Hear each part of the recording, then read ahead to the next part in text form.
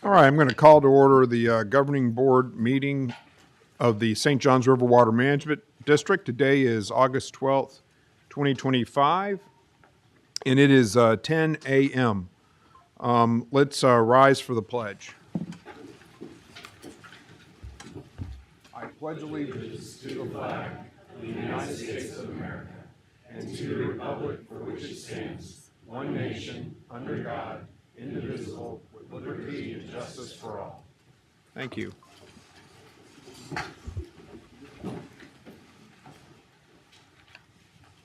We're going to do a roll call. Ms. Gabby White. Here. Mr. Oliver. Here. Mr. Peterson. Mr. Atwood. Mr. Bornick. Here. Mr. Burnett. Here, sir. Mr. House. Here, sir. Ms. Price. Here. And my name is Rob Bradley. I am obviously present as well. So we have a full house today, everybody present for our governing board meeting. We're going to start with Robin Hudson, who is going to do our employee awards. Good morning. Robin Hudson, Human Resources Director. And I have just an exceptional group of employees to present to you today, so this is going to be fun. First off, I'd like to say congratulations to Libby Allen, the August Employee of the Month. Libby is a human...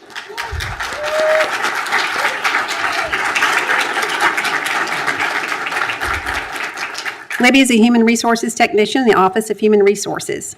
Noticing that the traditional approach employee service recognition needed a refresh, Libby took the initiative to bring a long-discussed idea to life, transitioning from service plaques to custom-designed service coins.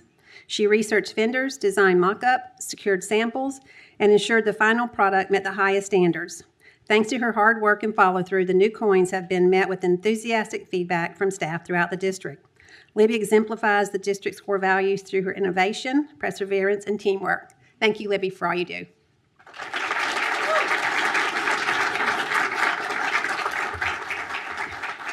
A 20-year service award for C.J. Myers, Network and Systems Coordinator. C.J. works in the Office of Information Technology. C.J. is responsible for advanced network planning, design, implementation, and monitoring network security. He is a cornerstone of the infrastructure team, consistently demonstrating dedication and professional excellence. CJ has shown exceptional leadership in strengthening our security posture. His commitment to continuous learning is evident in his mastery of advanced technologies. His strong communication skills are essential for navigating complex projects and providing clear status report during challenging situations. His flexibility and willingness to work extended hours reflect his dedication to the district's success. CJ's operational philosophy is the mission comes first, which makes him an invaluable asset to the organization. Thank you, CJ, for 20 years of dedicated service to the district.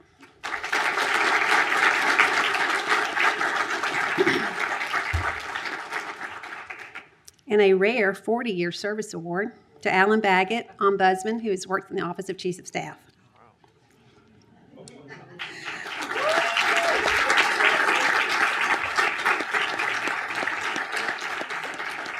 Alan began his career in 1985 as an engineering technician reviewing permit applications. To put that into perspective, only one building existed at district headquarters when Alan joined the district. Over the last 40 years, Alan has taken on positions of increasing responsibility, predominantly in the regulatory compliance area. In regulatory compliance, he supervised the compliance team and served as the agency point in negotiating some of the largest and most complex enforcement cases in the district's history. As a result of Alan's long histories of demonstrating a calm, productive, and professional approach and his unparalleled understanding of the district, Alan now serves as the district's ombudsman. He is well known by his peers as the go-to employee for all agency matters, especially when engaging citizens.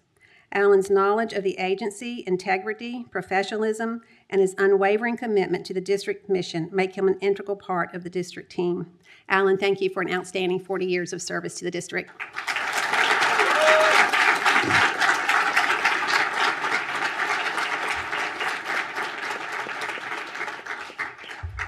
Mr. Bradley, may I ask you to please join Mike? Today, we would like to recognize our Executive Director, Mike Register, for 35 years of service.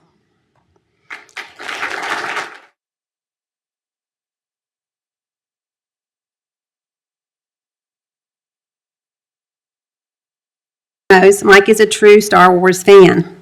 So the recognition of his stellar 35 years of service to the district would not be complete without an homage to Star Wars as well. So here it goes. A long time ago, in a watershed not so far away, a young recruit answered the call to join the St. Johns River Water Management District as an Engineer 1 in the regulatory program. During his 35 solar orbits at the district, Mike has risen through the ranks, working in a variety of areas, including environmental resource permitting, consumptive use permitting, water supply planning, engineering, and environmental sciences. Like Obi-Wan Kenobi, Mike has mentored future leaders in water management along the way. As director of the Division of Water Supply Planning and Assessment, he was responsible for overseeing the work groups that develop minimum flows and levels, prevention and recovery strategies, and conduct the district's water supply planning efforts. Like Luke Skywalker, Mike accepted the mission and was not deterred. Under his leadership, prevention and recovery strategies were developed for Lakes Brooklyn and Geneva, and also Silver and Blue Springs, two of our district's outstanding Florida springs. Mike is also known for his intergalactic collaborations. Although Mike has not yet worked with the Ewoks on the planet of Endor, he has worked with other water management districts, multiple state agencies, countless local governments, and various stakeholder groups to build consensus on challenging water policy issues. With his wealth of knowledge and experience, Mike emerged as a Jedi Master of water management and became the agency's executive director. Like Master Yoda, Mike lives by the motto, do or do not, there is no try. Through his leadership, the district has completed the Crane Creek M1 Canal Flow Rediversion Project and is nearing the completion of the Black Creek Water Resource Development Project. Mike, on behalf of your colleagues and friends, we thank you for your vision, integrity, and commitment to the water resources of Florida. May the forest continue to flow through you.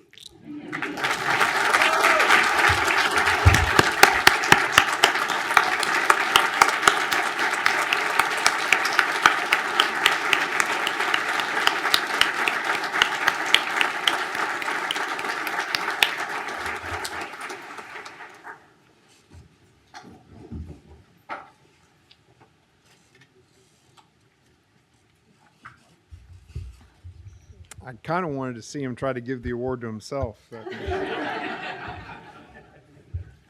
Mr. Star Wars.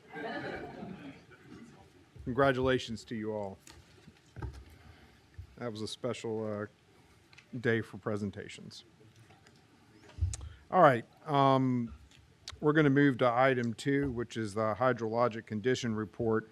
I would note a couple of housekeeping items that Mr. House is excused at 11 o'clock. And on item 8, Mr. Oliver has filed a Form 8B. All right, Mr. Miller, you're recognized on item 2. Thank you. Good morning, Chairman Bradley and members of the Governing Board. I'm Tim Miller, Bureau Chief of the Bureau of Water Resource Information, presenting the August Hydrologic Conditions Report representing data from the month of July. Beginning first with rainfall, precipitation in July was highly varied across the district, resulting from convective and frontal systems, including Invest 93L, which moved across the district mid-month. As you can see on the map, central counties, including Marion and Volusia, and portions of Brevard and Indian River counties to the south recorded the highest amounts, with some localized areas receiving over 11 inches. In contrast, northern counties and southern coastal areas received less. The average total across the district was just above the district-wide monthly average. 9 of 18 counties were above normal in July, but 4 counties were more than an inch below their monthly averages, including Baker, Nassau, Duval, and Clay counties. Countywide average rainfall totals range from a high of 9.56 inches for Marion County to a low of 4.98 inches for Nassau County.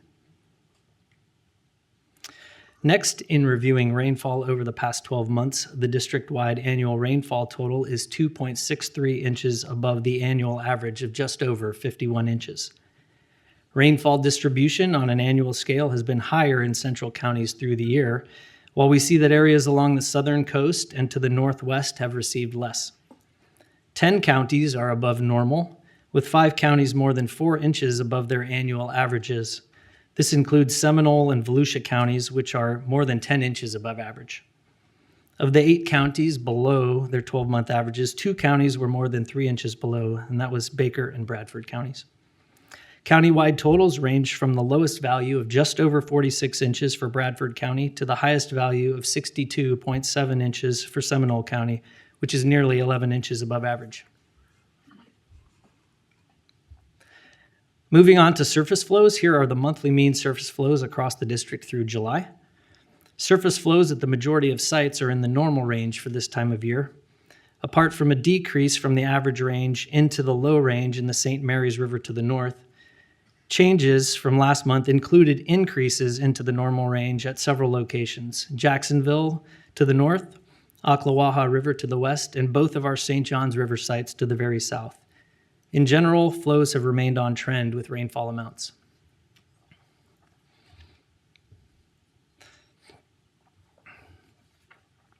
In the next series of slides, we'll review the status of water levels at selected long-term lake sites. Lake levels have had a mixture of increases and decreases through the month. Looking first at Lake Brooklyn, the water level decreased by 0.4 of a foot from the previous month, remaining above average. Lake Weir had an increase of 0.4 of a foot in July, continuing to be below the average water level. Water level at Lake Winnimisset also increased 0.4 of a foot and remains above the average level for this time of year. At Lake Apopka, water level decreased 0.2 of a foot from the previous month and is above its average, but just below regulation schedule. Water level in Blue Cypress Lake had an increase of 0.2 of a foot in July. Levels continue to be above average and just above regulation schedule at this location. Water levels across the upper Floridan aquifer primarily increased in July, as did the proportion of the district in the normal range. As indicated on the map by purple triangles, 30 sites recorded increases of 10 or more percentile points, primarily at locations through central and southern portions of the district. Movement from the low into the normal range was observed across portions of Marion, Volusia, and Indian River counties. Conversely, one location to the north in Nassau County, near the St. Mary's River, recorded a percentile decrease of greater than 10, as shown by the red triangle, and areas of low and very low conditions persist in parts of Duval and St. Johns counties. Overall, the majority of the district remains in a positive position regarding groundwater levels, and changes in the aquifer are on trend with recent hydrologic conditions.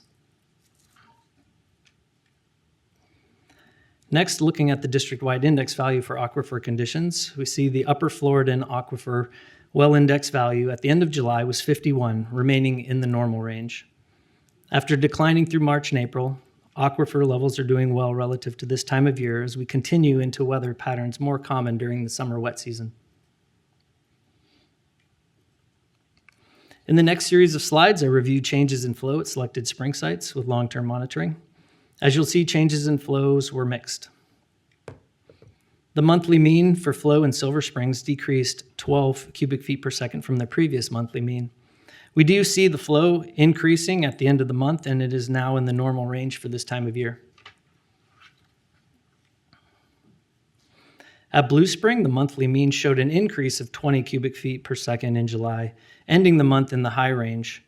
Although these provisional data indicate that record flows were observed during the month, ongoing construction activities at the spring have had intermittent impacts on velocity meter data. Our partners at the USGS continue to conduct site visits, including one coming up this week, and they perform data quality assurance to address any anomalies as they process these data. At Rock Springs, flow had a slight increase from the previous monthly mean, and flow remains within the high range. A slight increase in flow was also observed in the monthly mean at Wekiwa Springs. Flow continues to be in the normal range for this time of the year.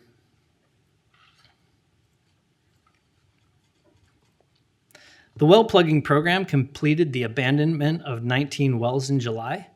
Through these efforts, the abandonment of those wells provided an additional savings of 1.4 million gallons per day. And since November 2020, the program has now saved nearly 89.5 million gallons of water each day.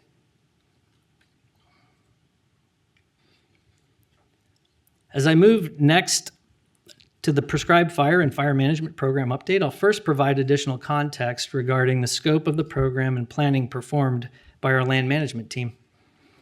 As shown in the examples on the screen, lands we acquire and manage are made up of various natural communities, some which are fire dependent and others that are not. On the left is an example of floodplain swamp, which does not require fire. Scrub, pictured in the middle, only naturally burns every 5 to 20 years, while floodplain marsh, pictured on the right, burns every 2 to 4 years on average. And we try to mimic these natural frequencies with our prescribed burning to meet the recommended fire return interval. As you're aware, the district has ownership interests in nearly 780,000 acres of land. While a portion of those lands are managed by other neighboring entities or partners, such as state parks, forests, FWC, our land and management staff actively manage about 434,000 of those acres. As mentioned earlier, our natural plant communities are a mix of those which rely on fire as part of their ecological regime and those that do not. Relating burn needs to acreage, you can see on the chart in red that about 70% of the land the district manages is fire dependent. The remaining balance in green is made up of plant communities that do not need to be maintained with fire. On average, each year, we need to burn about 18% of the lands that we manage to mimic the natural fire regime of our fire-dependent ecosystems.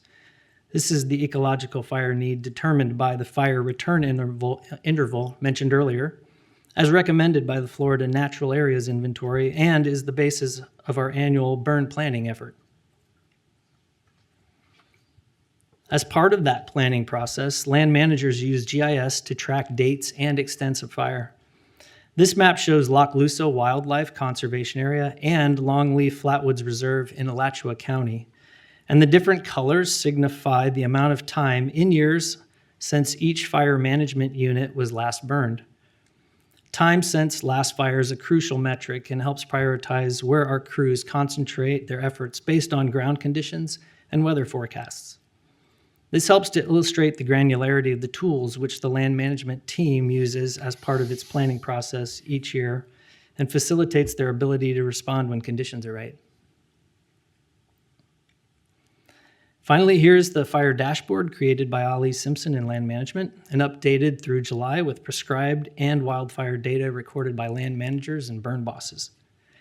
The map on the left identifies burn locations with triangles. The colors indicates the type of fire, and the size of the triangle is relative to the size of the burn. In the center, the red needle on the dial indicates the current number of acres burned this fiscal year, which is a little more than 26,000 acres. Behind the needle on the dial, in yellow, is the planned acreage for this fiscal year. Burns to date are at about 70% of that goal. To the right, the graph shows prescribed burn acres for each month beginning with December 2024. The highest acreages burned were in February and April, as you can see. In July, 2 prescribed burns were conducted totaling 132 acres. And as a reminder, ability to apply fire is a function of weather, which has limited burned opportunities during several past months, with dry conditions and at times burn bans in place in some counties. In summary, this can be a challenging time of year to burn, as fuels can quickly dry with extended daylight and high temperatures, or become quickly saturated with heavy rainfall. The team continues to monitor ground conditions and weather forecasts for opportunities to apply fire safely.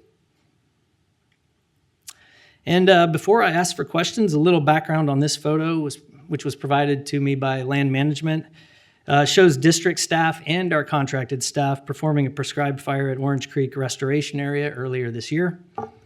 And it's a little more descriptive on what's going on there. It's previously a Bahia grass pasture. This fire management unit was planted with longleaf pine in 2003. And Brian Emanuel, who's now our Bureau Chief of Land Resources, was part of that planting effort in 2003. In 2020, the pines were thinned, and then this fire was a crucial step in preparing the site for native ground cover restoration project. And it's since been planted with a native seed mix to achieve the structure and diversity we're aiming for in this area. And this showcases fire behavior typically seen in pine flatwoods that have been well maintained as part of our fire program. This concludes my presentation. I'm happy to answer any questions. You're recognized, Miriam. Thank you, Tim. Great presentation. So we're looking at this picture, the Orange Creek restoration. What are the safety measures that our team, our staff, and contractors use to protect themselves? So, and I can have land management step in here to help out with anything I don't add in here, but they wear protective clothing, including Nomex gear and then fire-resistant boots. They also carry fire shelters on them, which is part of the pack that each person is carrying, and helmets and goggles and gloves, so protection all around for skin. And then you can see they're on a low grass roadway there, which is probably an area in the foreground. You can see where it's burned up to that road and stopped. So they'll have in place fire lines that have been graded. In this case, it's a roadway that's well maintained, so fire won't cross that. So that's for fire, but what about smoke? Because I don't see any one of them wearing a mask. So in that regard, I would say a lot of times if you're doing backing fire, you may be in an area where there is smoke coming into play. And so staff would be, if they're feeling like they need to exit out of that area, then they know that they can go to a safe place and they can communicate with the folks that they're working with on the burn. There's a burn boss in place that's conducting that burn.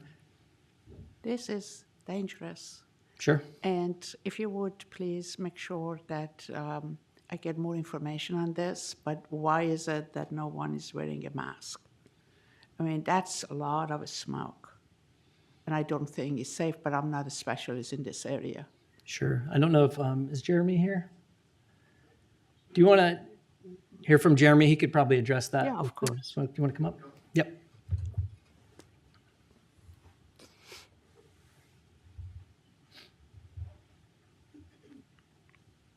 All right, good morning. I'm Jeremy Olson, Program Manager in the Bureau of Land Resources. So the question is wearing masks on wildland fires.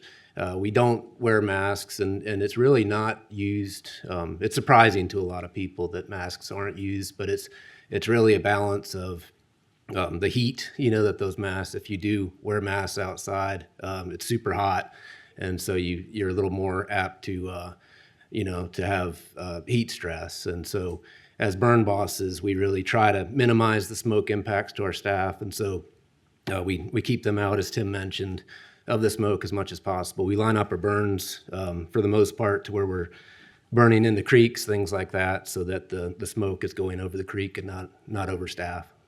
I just think that it's our responsibility to look further Okay. for their own protection. It's a lot of smoke. Right. And I don't know if any mask that creates that much heat, but at least protects them. We don't need to wait for 5 years down the road to get numbers, that percentage that this many people were hurt. Right.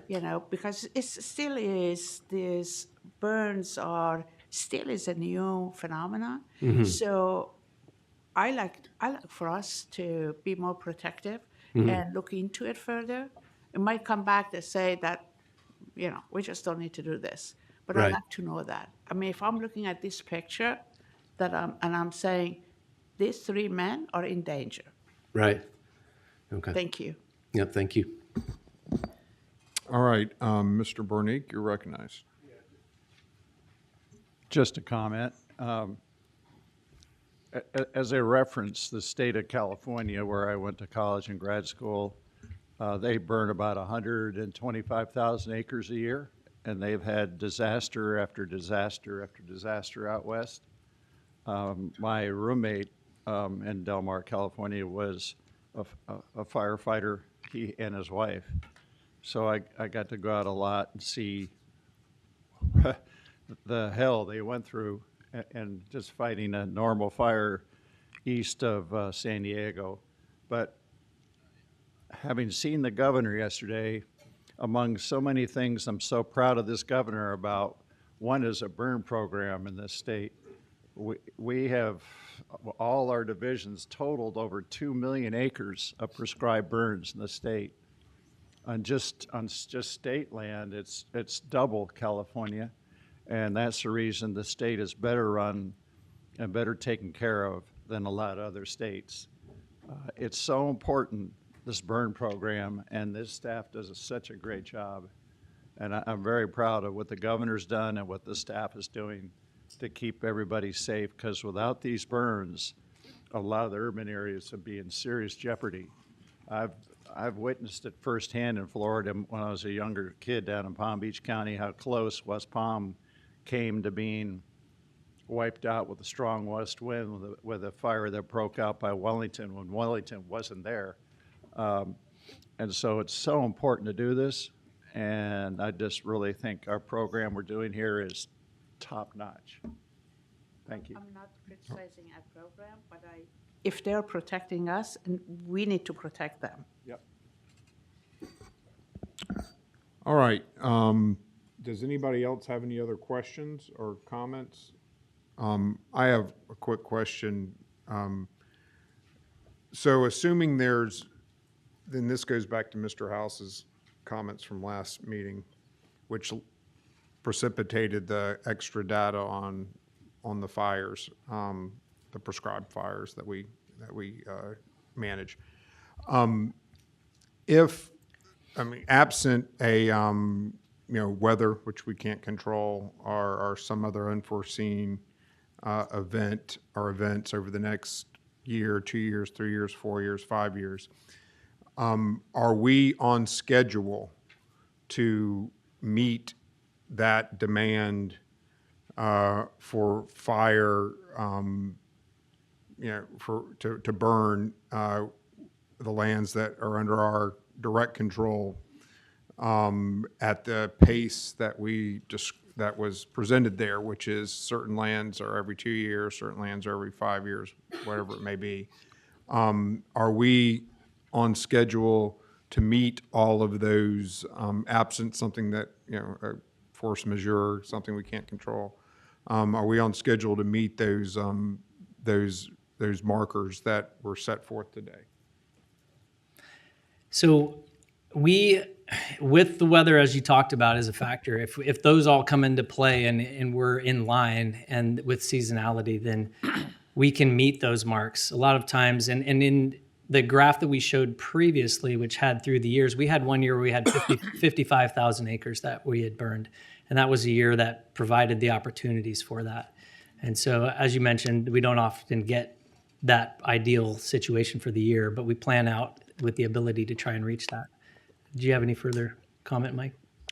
Yeah, so this is something we've been looking at for a little while now, as far as, because not only do we have that goal of what we want to get burned from just a maintenance standpoint, but we also have a higher goal that showed on there as to what, if we could ideally ecologically burn to get the best ecological result. And even though, with a good burn season and with the right opportunities, we've done well as far as getting our internally set goal. We haven't really cracked into the ecological ideal one as much as I feel like we should be doing. So we're working with that program, and also as we go through vacancies that occur at the district and looking at shifting resources, about providing some additional personnel and resources toward that program so that they can expand and have the greater capability when the time comes and you can take advantage of the weather and burn.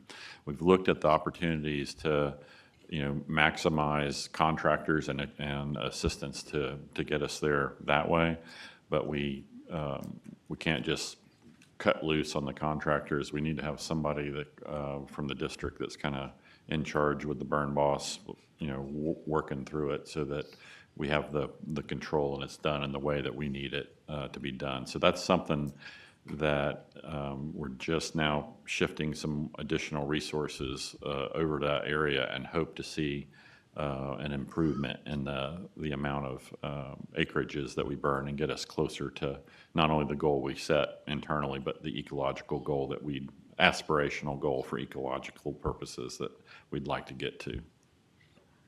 So what I hear is that we don't have the resources to meet our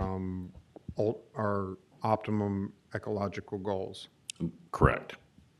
Okay. What is the time frame that you would suggest to come forward with a plan to make sure that that is built into the budget to properly address this issue? We should be able to come back, I would say, in October with something like that, with the start of the new fiscal year, where we can look at not only the positions that we're talking about moving, but if there are other contract dollars or things like that that we need to shift around in there to make sure that we can, accomplish it. It's still going to always be somewhat weather dependent, but the important thing is us not getting behind on some of these so that they get, 10 years out without having been burned. Then you have to deal with a lot of extra fuel, and you have to do other techniques in order to get that down so that you can have a more controllable burn.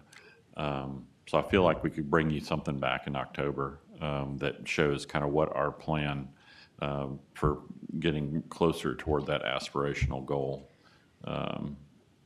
with our burn program. Well, I think that we've demonstrated as a board that we believe in this process and that we want to see, resources put towards this effort. So if we could, because, we're already in budget season, and, if we could probably move that up to September, to have that discussion about, the specifics of what this looks like going forward, sort of what our gap is between what our current situation is, what our aspiration, as you describe it, is, and what that delta is. And then we can build that potentially into the budget. And if it's a matter of, obviously we're talking about having personnel that are not currently on staff.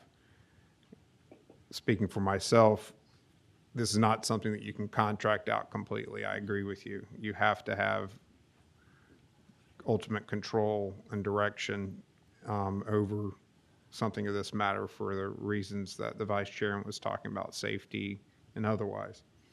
And I just don't trust a paid hired hand to do. We're gonna, if this is something that if it goes wrong, goes horribly wrong. So this is our responsibility as a district. So anyway, if we could have that discussion in September, it would be great. You recognize Ms. Price. Yeah, thank you. Just as an add to, if it's not too burdensome, I would appreciate getting a better sense of the kind of collaboration and working relationship we have with other organizations, including the State Forestry Commission, as well as any training, certifications, guidelines that are generally followed when you're engaged in controlled burning or wildland firefighting that apply to Florida. Just as a broader perspective to kind of frame up what it is we're trying to do with our staff and our people. And when we do have to work with others, bring others in, what we expect of them. It doesn't have to be a lot, just, Well, let's add that to the agenda for September, the information that Ms. Price has requested, which will give us context for the numbers that we're going to be looking at. Mr. House, and then Mr. Atwood. Just to help, I would think we have 780,000 acres, of which I'm going to say 50% of it's wet and non-burnable. Yeah, but we only control 400. 400. But of that- The other is, we may have some ownership interest, but we don't burn it. Right, we are the lead manager on those. So it's well, only about 400,000. We're 400 that we're the lead manager on, that this would be relevant for this discussion, would be Right. relevant for. Anyway, So go ahead. 400,000, and then of that, how much is dry, how much is wet? And then based on that, 18% is close to 1/5. So 1/5 is what we should be burning a year of that number, whatever that is. Doesn't make a difference, but then we have to figure out how to fund that. So that's sort of just giving you a thought. Not trying to Yeah, tell you and, your job. and from what I understood from the presentation, it's not a one-size-fits-all. Certain lands, I mean, forgetting the wetlands for a second, just the stuff that's uplands, some of it should be burned based on its character every couple of years, and some of it shouldn't be burned at all, even though it's uplands, and some of it should be burned every 10 years or something like that. So it's even more granular than that. So anyway, that's great information. This is something that's obviously of great interest to the board, and we would appreciate the information requested in September, and y'all are doing a wonderful job. It's not a commentary on or critique of what is happening. It's just seeing the big picture and looking about, land management is something that's very important to us, as you see, because we own a bunch of land, and to your point, Mr. Register, this stuff gets away from you pretty quickly if you don't stay on top of it. And we seem to be adding to our portfolio pretty aggressively, which is, I think, a good thing, because, but it also with it comes great responsibility. Mr. Atwood, you're recognized. Yeah, so this is kind of hits home because I run an organization that's weather dependent in terms of activities, and I can really understand the challenge that you guys have with this, because you're talking about 30 days a year that are good burn days, and now you're trying to add staff for 30 days. What do you do with the staff the rest of the year to keep them busy and, make it worthwhile? So I would encourage that you maybe cross-train some of your other employees, that maybe people you would never think would want to be burn bosses. Maybe there's an engineer behind a computer somewhere that's just dying to be a burn boss. And it's a joke in a way, but it's not in a way, because you'd be surprised how many people might have an interest in something like that. So I would encourage you to look in that direction, because that'll maximize the use of employees and personnel. Excellent, excellent. General, I think you had a comment. Thank you. Thank you, Mr. Chairman. As regards the equipment that our prescribed burners use, do we have enough? Do we have the right things? I know we looked a few years ago at firefighting, and I think we bought an excavator with a thumb on it and maybe a bulldozer, but being close enough in fighting fires is not good enough. So just want to ask Mr. Register through the chair, are we okay with the equipment? Regardless of the cost, a life is worth a lot. Right. And you can go from this picture here to real bad real quick with a wind shift, and we've seen that one time in the past. Thanks to the board's support, we have been able to add some additional equipment over the last couple of years to help with that. That'll be part of what we want to look at when we do the report in September, is we add staff and capabilities. There may be the need to also add equipment to go along with that. Getting back to Mr. Atwood's point also, we do cross-train staff between the various areas, and we have some that, have their normal job, but then when it's burn time, they're certified and they know what to do, and we can bring them over to help out with the burns. We have been working at this issue over the last couple of years, and when we added staff last year, 3 of those positions went to land management. We've got those kind of assimilated in, and we feel like it's a good time now to do an additional look at it, and we're actually looking at moving a couple more positions as we're shifting things around resource-wise over there now. But this will be a good opportunity to inform the board about what that plan is moving forward and what we would need in order to get to that, optimum capability that y'all are looking for. And don't forget, Mike, the Florida National Guard has a Red Horse unit at Camp Landing. All this equipment used 3 or 4 or 5 or 6 deep, good stuff, new stuff. One call the Adjutant General, you can get it in hours. So make sure you know that. We're always looking for partners. So. And they'll bring a soldier that's well qualified to operate it too. Mr. Peterson? We were just talking about how the amount of land that we're responsible for the fire on, but we have lead managers on other portions of our land. How do we make sure, and how do we track, what they're doing as far as making sure that the amount of land needs to be burned with them? I mean, how do we track them on our other parcels that we're not the lead manager? we do close coordination with all the groups. And so it's not just like, okay, you have this management, we don't bother. We still talk, we still coordinate, and especially when there's opportunities, to work together to make sure that you are taking as much advantage of, if you burn in one area, that gives you some other opportunities to burn adjacent to it that you might not have had before, and then coordinating so that we're not stepping on each other or doing that. So there's a ton of coordination that our land managers do with the primary land managers of those that we aren't the lead manager on. All right. Any other, yes, you're recognized, Doug. Be sure to put your ad in the Belglade, Pahokee, South Bay newspapers. Those people down there, they know how to burn precisely. Chairman, can I comment on a couple things? Sure, you're recognized. First, in terms of making sure our coordination is with our other partners is going well as we implement management review teams. So we ask other land managers to come review our properties, and are we managing them as per the district-approved management plans. Similarly, they conduct management review teams where we participate and evaluate how their staff are doing against their adopted management review teams. So those are a regular, frequent occurrence. To go back to the concern about smoke, every prescribed burn that we pull is based on a permit we submit to the Department of Forestry. In review of that permit application, a part of that is atmospheric conditions and wind to ensure that that smoke is getting up and out of the area, and we really try to prevent that lingering smoke on the ground. So that's a very important consideration in whether the permit is issued in the first place.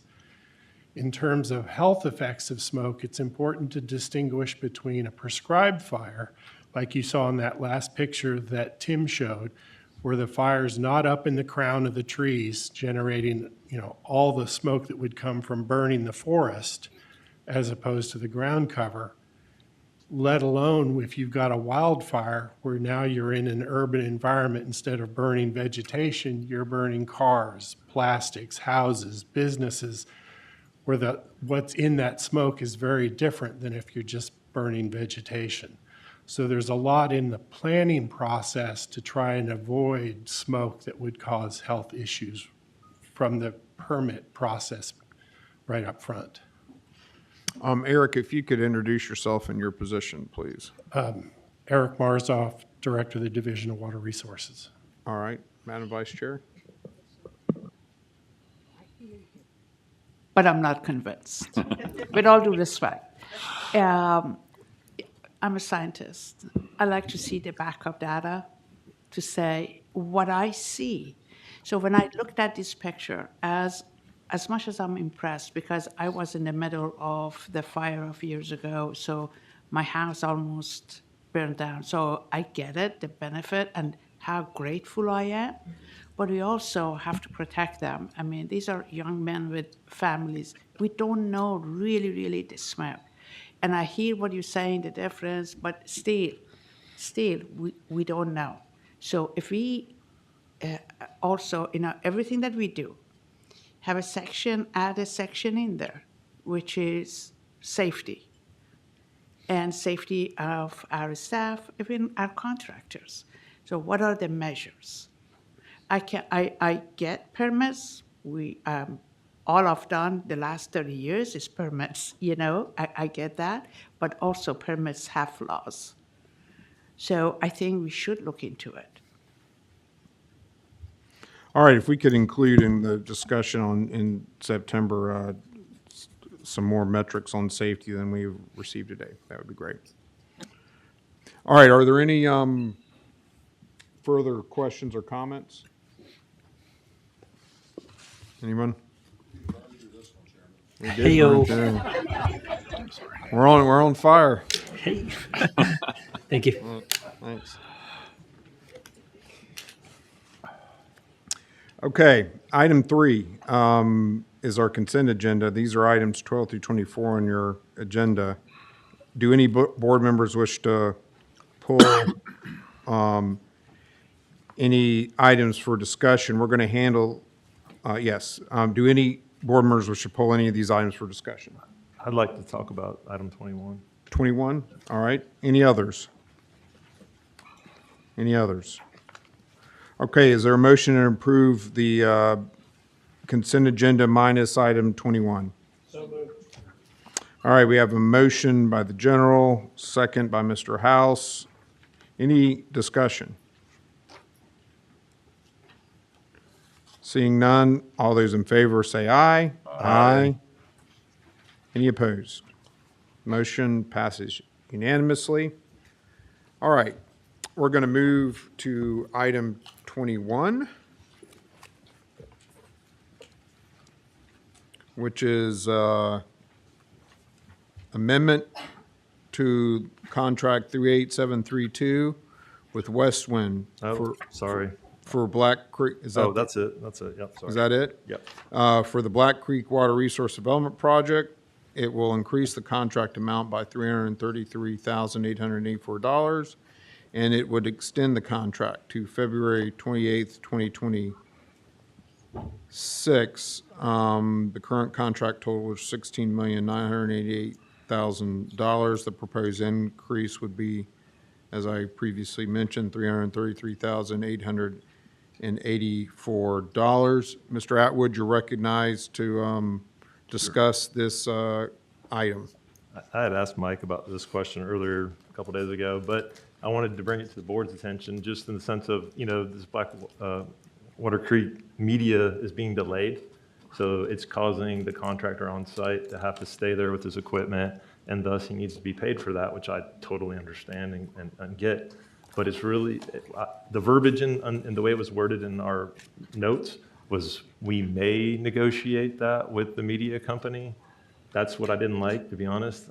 If the media company is costing $330-something thousand because they can't get the material to the job site, I just want to hear some assurance that we're going to get them to pay for that. And that's really what I was brought it up for.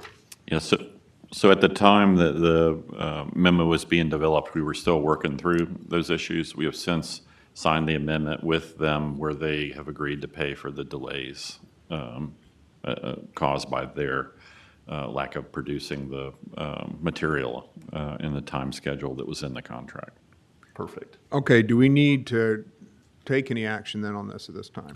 Just approve this amendment, that's all we need to do. Well, Move approval. This amendment. hold on a second. Yeah, this is a different amendment, yeah. That contract was one that I could, had the delegated authority to be able to enter into with SWIG to where they would take responsibility. So you're saying that the $333,000 will still be paid to this contractor, but it's going to be paid for by not us, but by the media? Right, they'll pay for any of the delays as a result of that. And that's been pen to paper? Yes. Okay, so we still need to move forward on that, because they're going to get the money. It's Right, just we going just to need not to come from extend the our contract. treasury, Correct. right? Correct? We still have to adjust the West Wind contract to increase the amount. I just wanted to talk it all out. Yeah. Thank you. There was a motion by Doug to approve this. Is there a second? Second.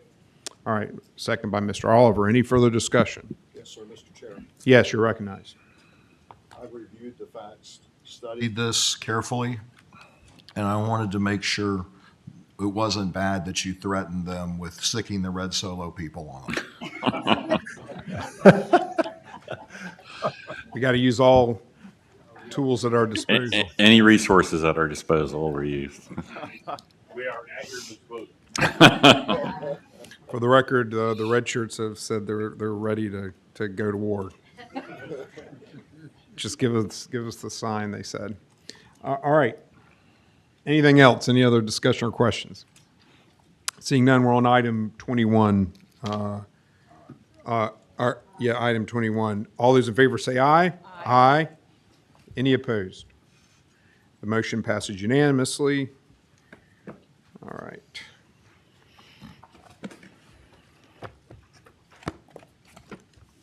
That disposes of all the items 12 through 24. We're going to move to item 4 now. Mr. Nailway, you're recognized on a POPCA issue. Good morning, Mr. Chairman, board members. I'm Bob Nailway, Chief of the Bureau of District Project and Construction, here to talk to you about the Apopka Beauclair Lock and Dam Expansion and Rehabilitation Project. Engineering Services request for qualifications for your consideration today. The map on the left shows the Ocklawaha River Basin. The district owns 4 flood control structures along this river basin. At Site 1 on this map is the Moss Bluff Lock and Dam, which is scheduled for a design activity next fiscal year, to begin next fiscal year. At Site number 2 on this map is the Burl Lock and Dam. Currently, the Burl Lock is under a rehabilitation construction activity, and next year, the dam is scheduled for a construction activity. Site number 3 on this map is the Harris Bayou. It is scheduled for a rehabilitation design activity in about 5 years. And then number 4 on this map is the Apopka Beauclair Lock and Dam location, which is the item you're considering today for design. The map on the right is a zoomed in look at the location of that structure. It's along the AB Canal between Lake Beauclair, which is the downstream lake, and Lake Apopka upstream. It's the only discharge for Lake Apopka, so it's a very important water control district for that the district manages. A little bit of history on the structure. It was built in 1956. It includes a 15 by 60 foot navigational lock shown in the map, the picture to the left. It also includes a dam structure. That dam is shown in the picture to the right, includes 2 radial gates and a fixed weir in that structure. This entire structure has been routinely maintained over the years. And in 2004, a major rehabilitation activity occurred on this structure. And it's now time to look at another rehabilitation, which makes it a good time to look at other potential needs that need to be addressed with that rehabilitation. So speaking of the other potential needs, as Lake Apopka's water quality has improved due to many of the district water quality projects that have occurred in there, the popularity of fishing has really increased over the years. As you can see here on this photo, this was taken during a bass fishing tournament, but it could be taken on many busy weekends throughout the year. Boats tend to line up to get through this lock. It's a very, very popular lake now, and in terms of fishing, and very popular lock to be used to get to the lake. The existing lock is set up to accommodate about 3 bass boats, as shown in the picture here. We're going to ask our consultant, if this item is approved today, to look at expanding the lock in up to about 9 boats is the proposed plan, which you can see here that the boats lined up in this photo. Some of those are going to be waiting a while to get through.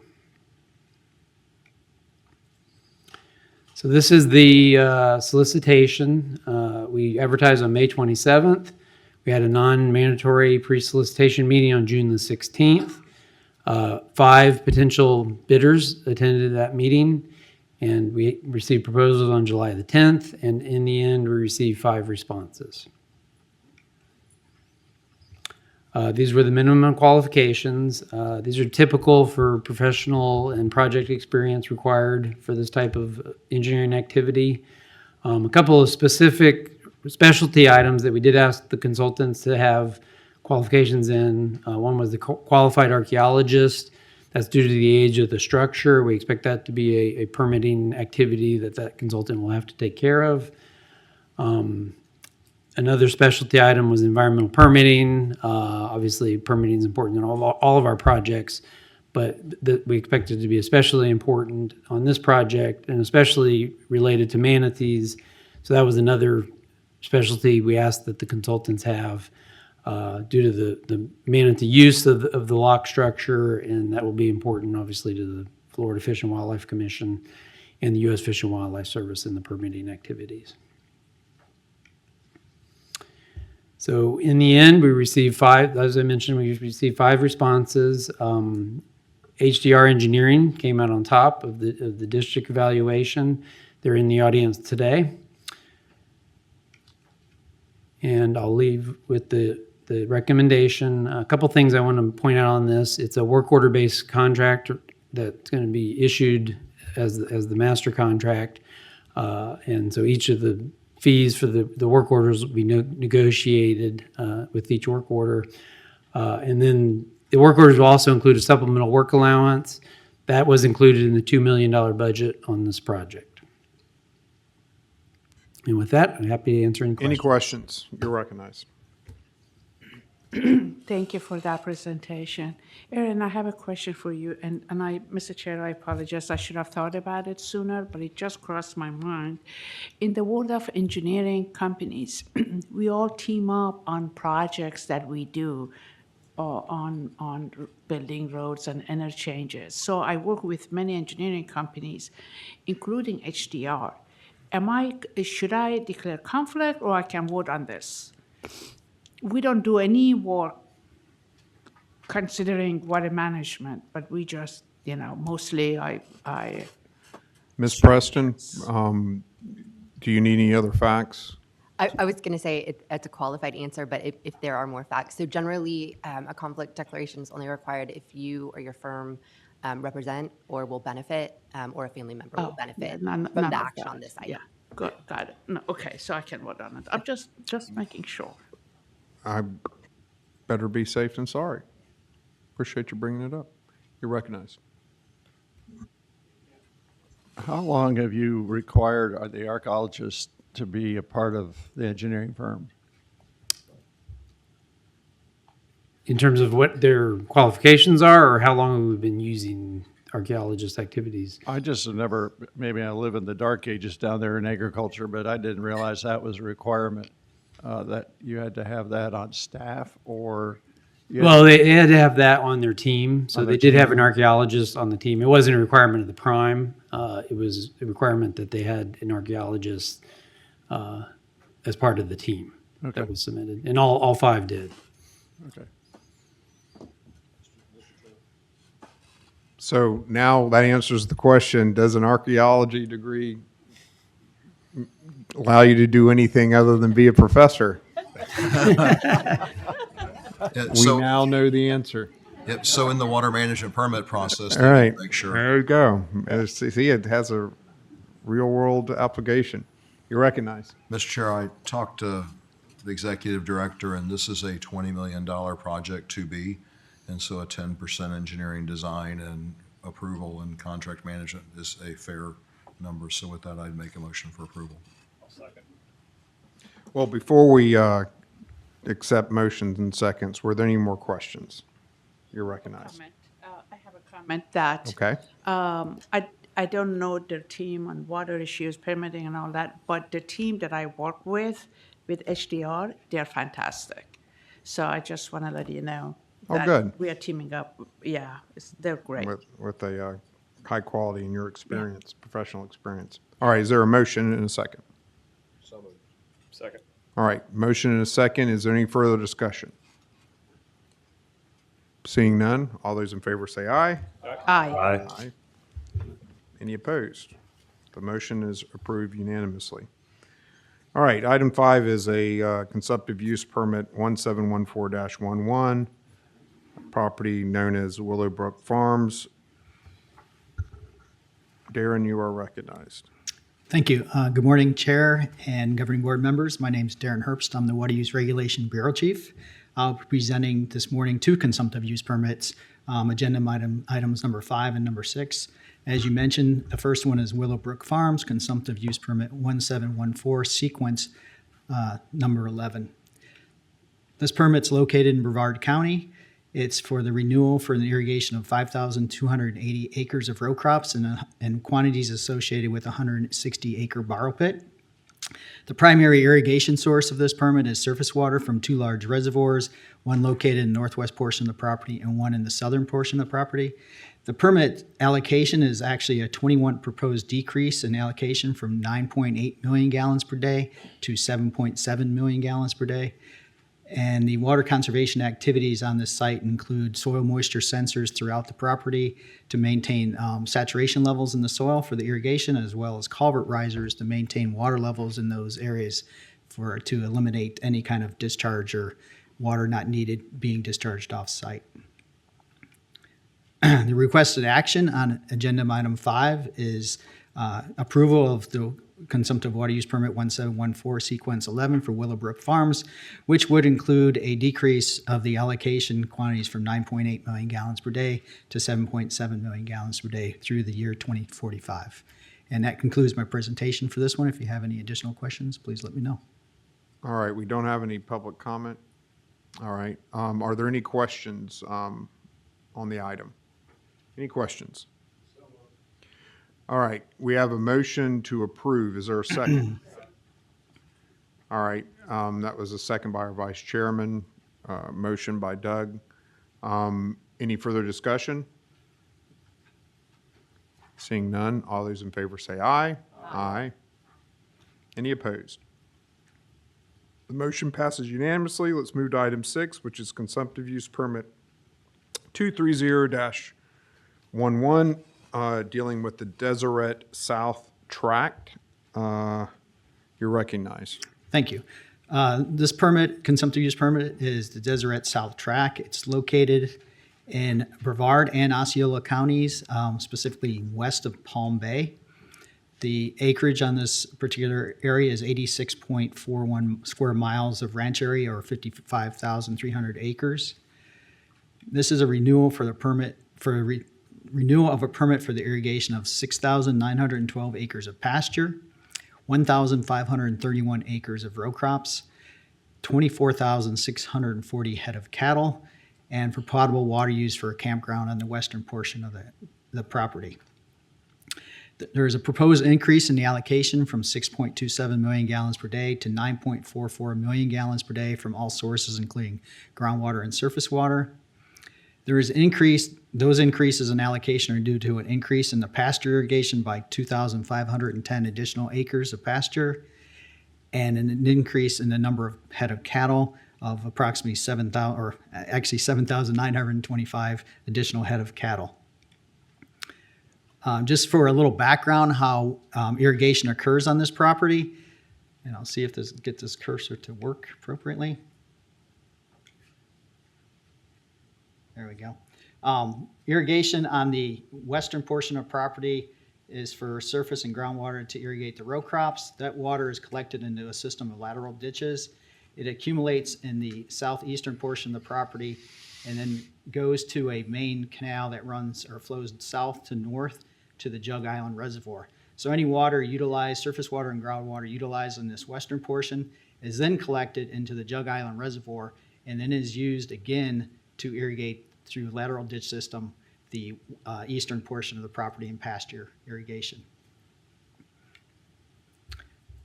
Just some water conservation activities that occur on this site. Primarily surface water is used to irrigate this area, and the row crops are irrigated through a center pivot, highly efficient center pivot irrigation system. Those lateral ditches I mentioned are engineer designed, so it's an improved pasture. So those ditches are designed to maintain this, or to meet the soil profile and to maintain soil saturation to allow the maximum efficiency for that pasture seepage irrigation. Additionally, culvert risers and water control structures are used to manage the groundwater and surface water through that ditch system, so it maximizes the water capacity held on site to maintain those seepage levels. And again, it's recycled through the Jug Reservoir, as mentioned earlier. So that water then is again used almost like a tailwater pond to irrigate the other pasture irrigation areas. And then finally, there is a permit on the condition that requires to look at the feasibility of replacing what they can for groundwater use to surface water use in the future. The requested action item on this permit, for this particular permit, consumptive use permit 230 sequence 11, is the authorization of 9.44 million gallons per day of groundwater and surface water through the year 2045. And I'm available for any questions or comments. Any questions? Yes, sir. You're recognized. Thank you, Mr. Chairman. A few years ago, get this thing going. A few years ago, most of the board members had a field visit down to Desiree Ranch. As you know, it's 300,000 acres, I recall, owned by the Mormon Church. What was effective to me was the very strong leadership that was occurring at Desiree. They're very much concerned about the environment, about saving water, and using irrigation processes that seem to be pretty readily accepted by the board. Pretty impressive example of where corporate can really do a lot of work to support our goals in the district. So I would strongly support this. Thank you, Mr. Chairman. And they're not accepting biosolids on their land anymore. I mentioned that before, I'll mention it again. That is much, because I believe they're the largest landowner in Florida now. And the fact that they have made that strong statement, to me, says volumes about where we need to be heading from a policy standpoint on that. And it's much appreciated that they are not doing that. And hopefully more to come on the policy front from Tallahassee in the future on that issue. All right, so back to requested action on agenda item number 6. Is there a motion to approve? I would move to pursue. Okay, we have a motion, Mr. Oliver, second from Mr. Peterson. Any further discussion? Seeing none, all those in favor say aye. Aye. Any opposed? Motion passes unanimously. Thank you. All right, we're going to go to item 7, which is dealing with a regulatory conservation easement. City of Cocoa. Christine, you're recognized. Good morning, Chair Bradley, members of the board. My name is Christine Wenzel. I'm one of your regulatory managers in the Division of Regulatory Services here at the district. I'm pleased to be here to present 2 requests for release of conservation easement for your consideration. Though the requests are separate, the purpose and need for the requests are linked to the future development of an intermodal rail station to service the city of Cocoa. As I will discuss, the need for this station and the associated ancillary residential and commercial development have been presented in a feasibility study on behalf of the City of Cocoa, Brevard County, and the Brightline Rail System by the Space Coast Transportation Planning Organization. Agenda item number 7 is the regulatory conservation easement release and exchange request from the City of Cocoa for an offsite mitigation area. The City of Cocoa's offsite mitigation area is an undeveloped parcel that is located on the east side of Clear Lake Avenue, east of the existing residential and commercial development, and west of the Brightline Rail System in Cocoa, Brevard County.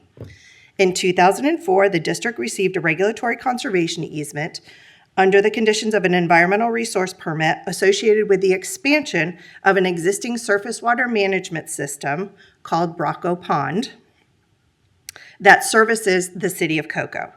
This offsite conservation easement preserved 25.75 acres of wetlands and uplands.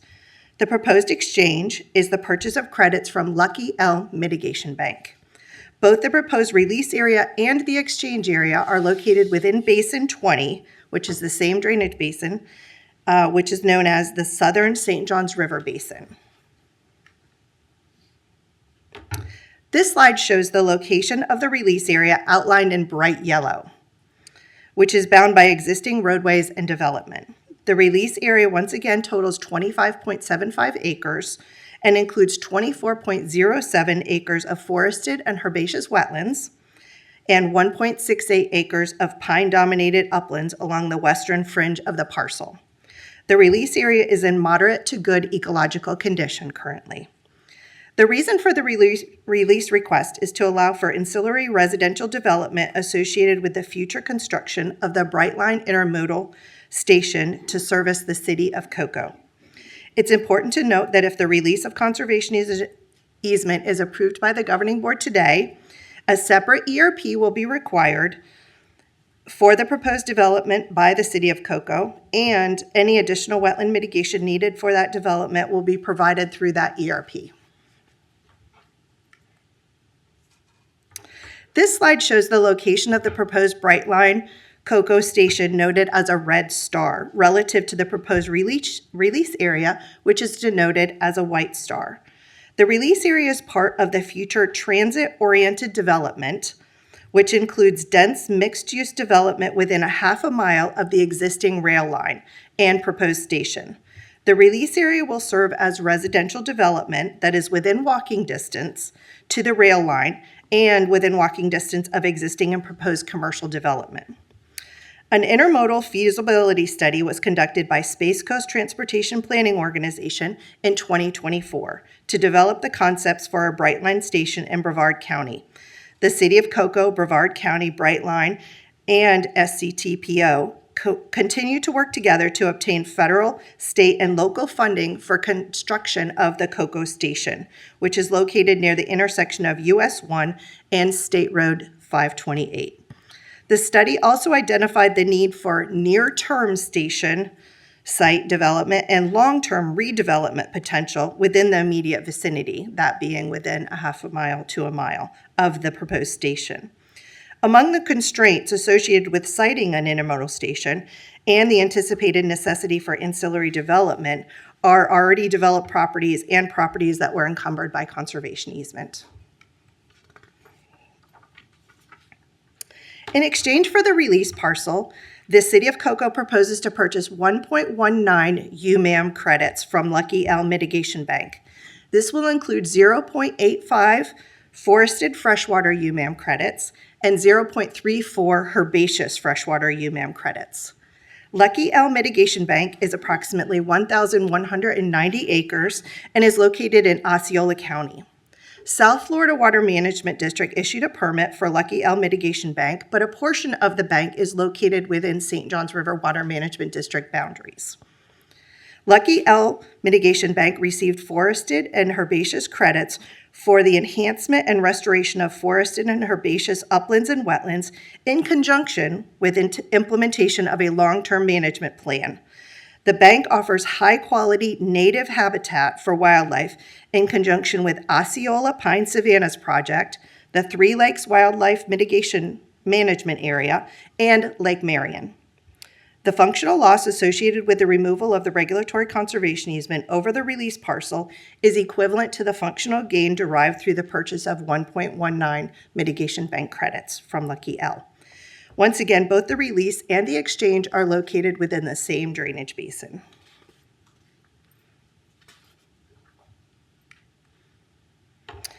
Staff recommends the governing board approve and authorize the executive director to execute the release request in exchange for substitute mitigation regarding the City of Cocoa's parcel in Brevard County.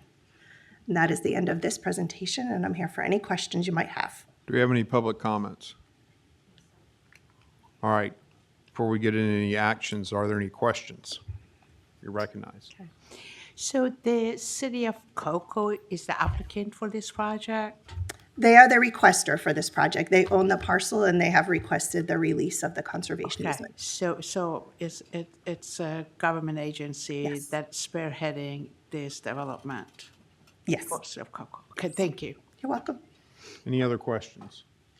We're in the question period. Anyone? All right. Is there a motion to approve? Move to approve. Second. All right. We have a motion and a second to approve agenda item number 7. Any discussion? Any discussion? Seeing none, hearing none, all those in favor say aye. Aye. Any opposed? Motion passes unanimously. Let's move to item 8, another regulatory conservation easement. Christine, you're again recognized. Agenda item number 8 is the second regulatory conservation easement release and exchange request that I will be presenting for your consideration today, and is for the Tenzel commercial site. Tenzel commercial site is an undeveloped parcel that is located between State Road 524 and 528, west of the Brightline Rail and east of the existing post office in Cocoa, Brevard County. In 2000, the district received a regulatory conservation easement under the conditions of an MSSW permit for a commercial development known as the Tenzel commercial site. The conservation easement preserved 16.13 acres of wetlands and uplands. The proposed exchange is preservation of wetlands located along the east side of Lake Washington. Both the release area and the exchange area are located within the same drainage basin, which is also Basin 20, the southern St. Johns River Basin. This slide shows the location of the release area, which is outlined in bright yellow. You'll see the proximity to the other parcel that we just previously talked about. And this parcel is bound by existing roadways and development as well. The release area totals 16.13 acres and includes 14.03 acres of historically herbaceous wetlands and 2.1 acres of upland mixed hardwood islands embedded within the marsh. The release area is in moderate ecological condition. The reason for the release request is to allow for ancillary commercial development associated with future construction of the Brightline Intermodal Station that we previously talked about that will service the city of Cocoa. It's important to note that this parcel will also require a separate environmental resource permit if the governing board grants the release of conservation easement. This slide shows the location of the Brightline Cocoa Station as a red star, once again, relative to the proposed release area indicated as a white star. The release area is also part of the transit-oriented development, which includes the dense mixed-use development within a half a mile of the rail line. The release area is proposed to serve as commercial development that is within walking distance to the rail line and is within walking distance to existing and proposed residential development. As previously discussed, extensive coordination and review of the proposed Brightline station and associated ancillary development have occurred between the City of Cocoa, Brevard County, Brightline, and Space Coast Transportation Planning Organization to locate a site that meets the existing and future needs of the public. In exchange for the proposed release parcel, the requester proposes to preserve 20 acres of wetlands located immediately north of Lake Washington Mitigation Bank and contiguous to the floodplain of Lake Washington itself. The exchange parcel offers freshwater marsh that is high-quality native habitat for wildlife and is part of a 700-acre tract, the remainder of which is planned to be used as mitigation during future permitting. The 700-acre parcel is also designated on the district's 2024 critical wetlands list.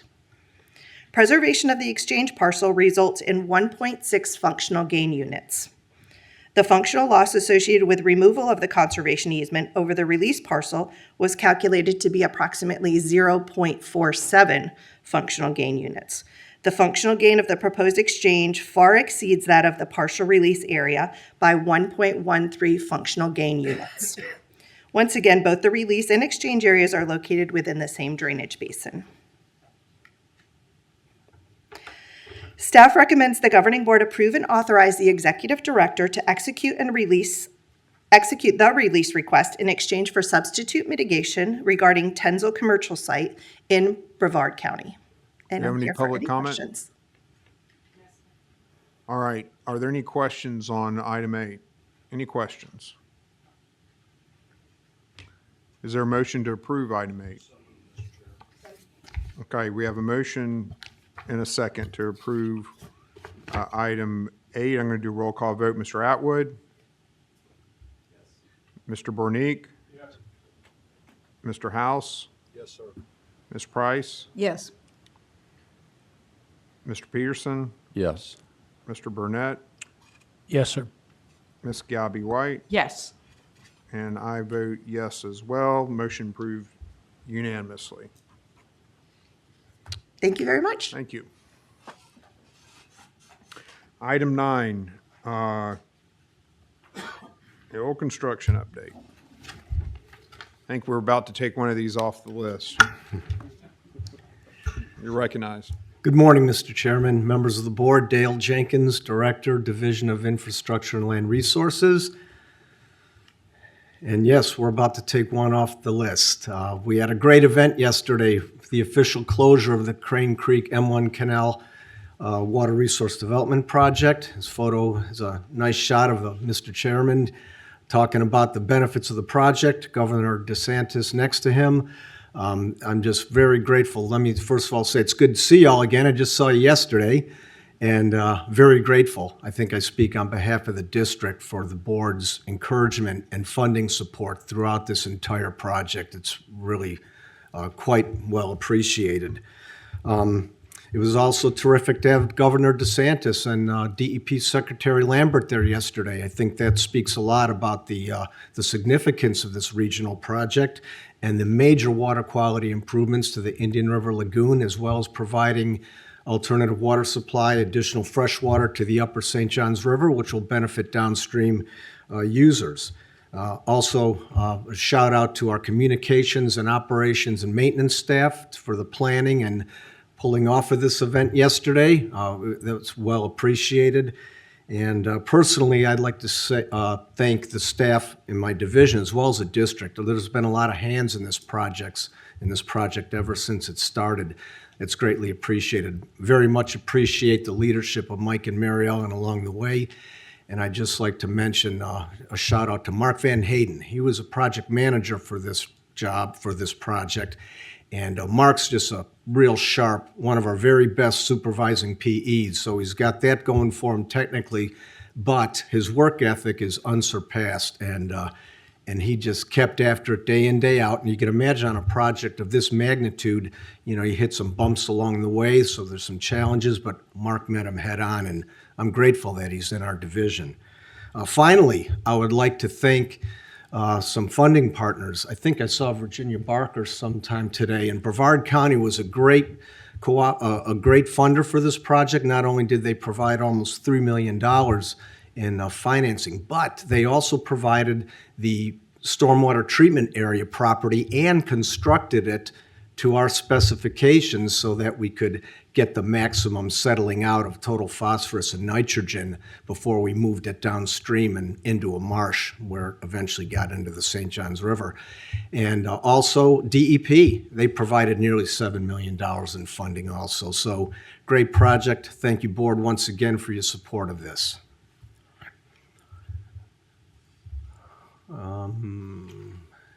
Moving on to Black Creek, I think. All right, and we don't, I'm sorry, I forgot. My mistake. Okay, so the Black Creek project's coming along very well, I was going too. to say, in the future, let's just do update on Black Creek, have that be the title, rather than the two projects. All right, you're right. Yes, sir. Thank you, Mr. Chairman. Black Creek's also getting close. As you can see by the slide here, the actual treatment system construction's very close. That photograph in the upper right was taken last month, and there's a little bit of an update on that right now. You can see is this showing up on your monitors? Yes. Okay, cells 1, 2, and 3. So cell 3 now is completely full of media, and the plants are all in place in cell 3 also. This is cell 4. So last month it just showed the aggregate being placed. Now we're filling it with media. So we would expect the media to be completed in cell 4 by about the end of September. So it's really coming along just fine. We would expect that the actual construction of all 6 cells, not the media, but the actual piping and the aggregate should be done by late September. So we're getting really close on that. I'm also happy to report that the media processing company, they put some changes in place that have really helped speed things up a little bit, and that's working very well. The last 2 weeks in a row, they've hit their targets for producing media, so we're hoping that trend would continue. And, if all goes well, then we think all 6 cells will be ready to go by the end of this calendar year, maybe into the beginning of January. So, that's not what's stopping water from going through it, though, right? No, sir. So it's been really up and down, the flow in Black Creek right now. And so the water that's coming through that's above 25 CFS, we've been using it to rinse the media in cell 3. I'm happy to report that the water quality testing we've done in 2 rinses in cell number 3, they're meeting the water quality criteria. So that's good news also. So right now there's just enough water to where we continue to rinse media in cell 3 and to keep the plants growing in cells 1 through 3. But yes, once we get a little bit more consistent flows, we should be ready to start moving water into Alligator Creek and eventually Lake Brooklyn. Okay. And that's all I have. Any questions? Any questions? All right, thanks. Okay, thank you. All right, we're going to move to item 10, which is in relation to our rounding into budget season, looking at where our district's planning's projects and budget issues are, 5-year outlook. Thank you for putting this together, and we look forward to hearing from you, Mike, on these matters. You're recognized. Thank you, Mr. Chair, members of the board. Mike Register, Executive Director. I was asked to put together a little 5-year outlook of what our plans were for the district as far as projects and other activities that the district's going to do, and then kind of tie that in to our budgeting and our budget outlook for that time period. We really feel like we're correctly organized for putting our resource improvements out there. We've got our strategic planning basins to take care of surface water flows, water quality, natural systems, and then we have our water supply planning regions to take care of all of our water supply planning issues that arise. I thought it'd be good to kind of briefly go through kind of what our required programs and activities are. And a lot of them are required by statute or by agreement or by delegation from DEP. Water supply planning, that's one of the things that we are statutorily required to do. And in that, we're kind of directed that we're the ones that are supposed to be in charge of developing water resource development projects, whereas the supply side are more for the alternative water supply developments, the utilities. Minimum flows and levels, a big part of that is the outstanding Florida Springs and our 25% requirement that was put in by statute, that we're responsible for the 25% of the cost, construction cost of projects that are included in a recovery or prevention strategy for any outstanding Florida spring. And that's going to come into play later when we talk about some of our financial obligations. Of course, our permitting programs, consumptive use permitting, environmental resource permitting, water well contractor licensing, and well construction. Lake Apopka restoration, that's something the legislature kind of directed us to do. We have to have our flood management structure operated and maintained properly. Land management activities, we had a long discussion there about the burn program, and there are other aspects to do with that land management that we have to do year in, year out. And then we have this wonderful Upper Basin project that we have to manage, operate, and maintain also. Now, in order to accomplish those, we have a lot of other parts of the district that are necessary to support kind of the things that we're required to do. And so we take it, the need for groundwater, surface water, water quality modeling, those support pretty much each one of the aspects on the previous slide. All of our water data, whether it's flow, water quality, water levels, ecological monitoring, all of that is used to accomplish those other mandated services that we're to provide. Environmental sciences, that's where we get kind of the research arm to where we can help to work on what our ideas so that we can accomplish those missions and evaluate the information that we're getting with our sampling. And of course, we have to have IT support, transportation facilities, procurement, and administrative and management services. I am happy to say administrative and management services continues to be less than 7% of our budget, so I think we're doing a very good job on keeping the administration part down.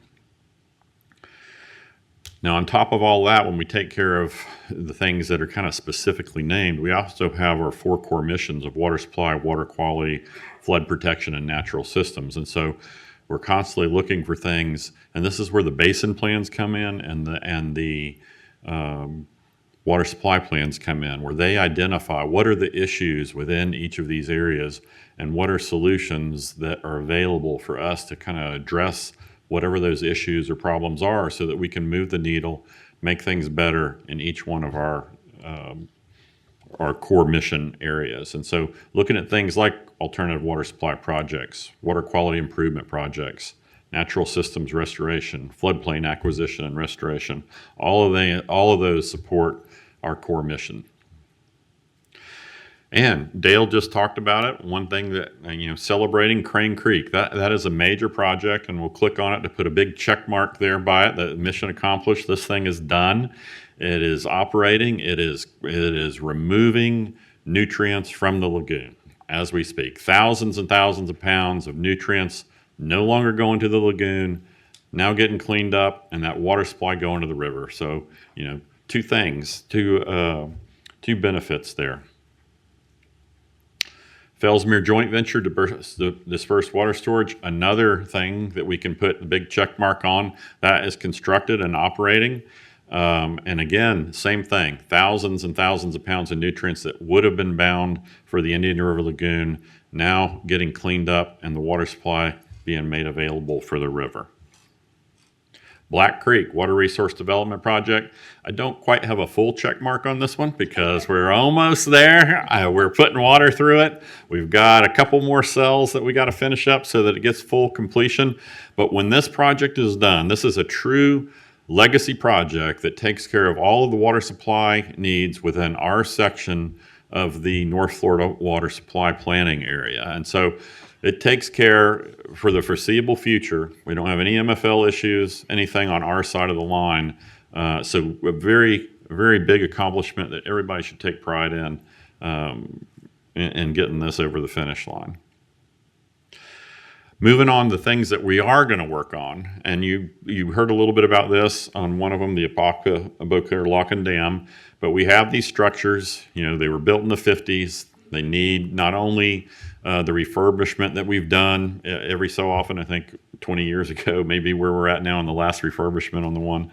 But these are some expensive projects that need to be done in order for us to be able to manage these lock and dam systems and the limited amount of flood management infrastructure that we have within the Ocklawaha chain. The C10 water management area. This goes back to the Indian River Lagoon. This is the next big project to move, and you have the nutrient reduction amounts here listed: 29,000 pounds of nitrogen a year, 1,300 pounds of phosphorus per year, and another 8 million gallons a day that can be used for the river for water supply. This, with the previous phases, basically all of that flow that got pushed over there, those projects are restoring half of that now to where it's going back toward the river. So this is another big project that'll move the needle and really help toward the restoration of the Indian River Lagoon that we have kind of built into our project planning. Taylor Creek, you've heard about this many times as part of the Central Florida Water Supply Initiative. We are on the way with the partners, getting all of that finalized, going to 30% design this next year. You can see on here the schedule of it to hopefully begin construction in 2028. We have a $70 million commitment to this.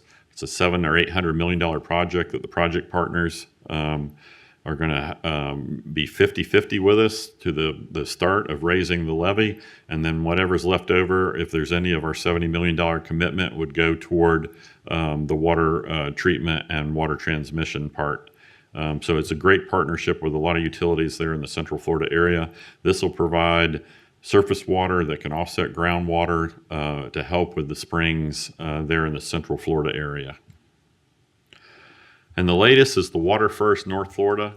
This is to take care of all of the water needs on the Suwannee side of the line of the partnership. So groundwater doesn't respect boundaries of water management districts. It can move back and forth. And so impacts that we have from withdrawals on our side of the line can impact resources within theirs. We're fortunate enough that we have some large amount of water supply that they need to get out of the river up there in the Jacksonville area with Senate Bill 64. And this allows us to take that. It's a 40 million gallon a day project that will move water west We're working on some locations and to figure out where that's going to be best placed to have the maximum resource benefit for all of the hundreds of springs that they have there within their district that they're tasked with protecting. It'll go through a treatment wetland and then be recharged. And like I said, the spots that are ideal to get the maximum benefit for that. And with this project combined with Black Creek, this basically completes the water resource development needs for this entire planning area for the foreseeable future. It's an expensive project, close to $1 billion probably, but it's another legacy type project that'll ensure that we have a reliable water supply for this entire planning region. So what does that look like in the funding analysis? And I know this is a little busy and maybe purposefully hard to read, I don't know. But what we're trying to do here, we're starting off with our 2024-25. So the first column of the three bars is this last year of what we did. And we have all of these projects that I've mentioned, along with our normal activities, along with some other water quality projects like the Lake Jessup and a few other smaller type projects programmed into this as to how we're going to fund these over the next 5 years. And what this takes a look at is how are we going to utilize our fund balance and what is it that we are able to do to make sure that these get funded. And so you can see starting off, we had about $191 million in our fund balance. But last year we've spent and dedicated 101 million of that, leaves us with 90. And you can see as we go across, the spends vary dependent upon how much we're pulling from fund balance versus how much we're using of our ad valorem dollars and other state sources. But you can see the trend going down as we start to eat into what we've put away and been putting away for some of these projects. We've been trying to sock away about $5 million a year for the Taylor Creek project so that we can meet our obligation toward that. We're starting to put money away for C10, starting to put money away for all these big projects that we can't write a check for all in 1 year, but we can build it up over time. And this is for one to where we maintain the millage rate like we did this year, and then we start to roll back. And you may remember from the workshop that we did a few years ago where we showed some similar things like this that actually had us going negative in the 25, 26, 27 time period, thanks to the generosity of DEP and helping us out with some of their grant programs, the legislature coming to our help and aid and giving us some funding there, and some good hard looks at how we spend our money so that we can optimize the ad valorem dollars that we do get, and the ability to hold the line the last 2 years has greatly pushed that out to where now, even if we went to roll back next year, it would be 2930 before we went negative into the fund balance. Now, there's a big caveat of that, is that what we don't have is the full amount of funding that we're responsible for the Lower Santa Fe Etchatukne and the Wekiva Basin MFLs and what we've committed to in Silver Springs. And that's the LSU bar over here on the right with the purple and the yellow. Since I hate LSU and I hate debt, I'll put those together. And so it's about $200 million is basically what we're talking about as being what we haven't put aside for. So we would have to rely on either DEP, legislative monies, or doing something different with our millage. When we originally, does the LSU number include the 10 million plus the 31 million in 2930 and 3031?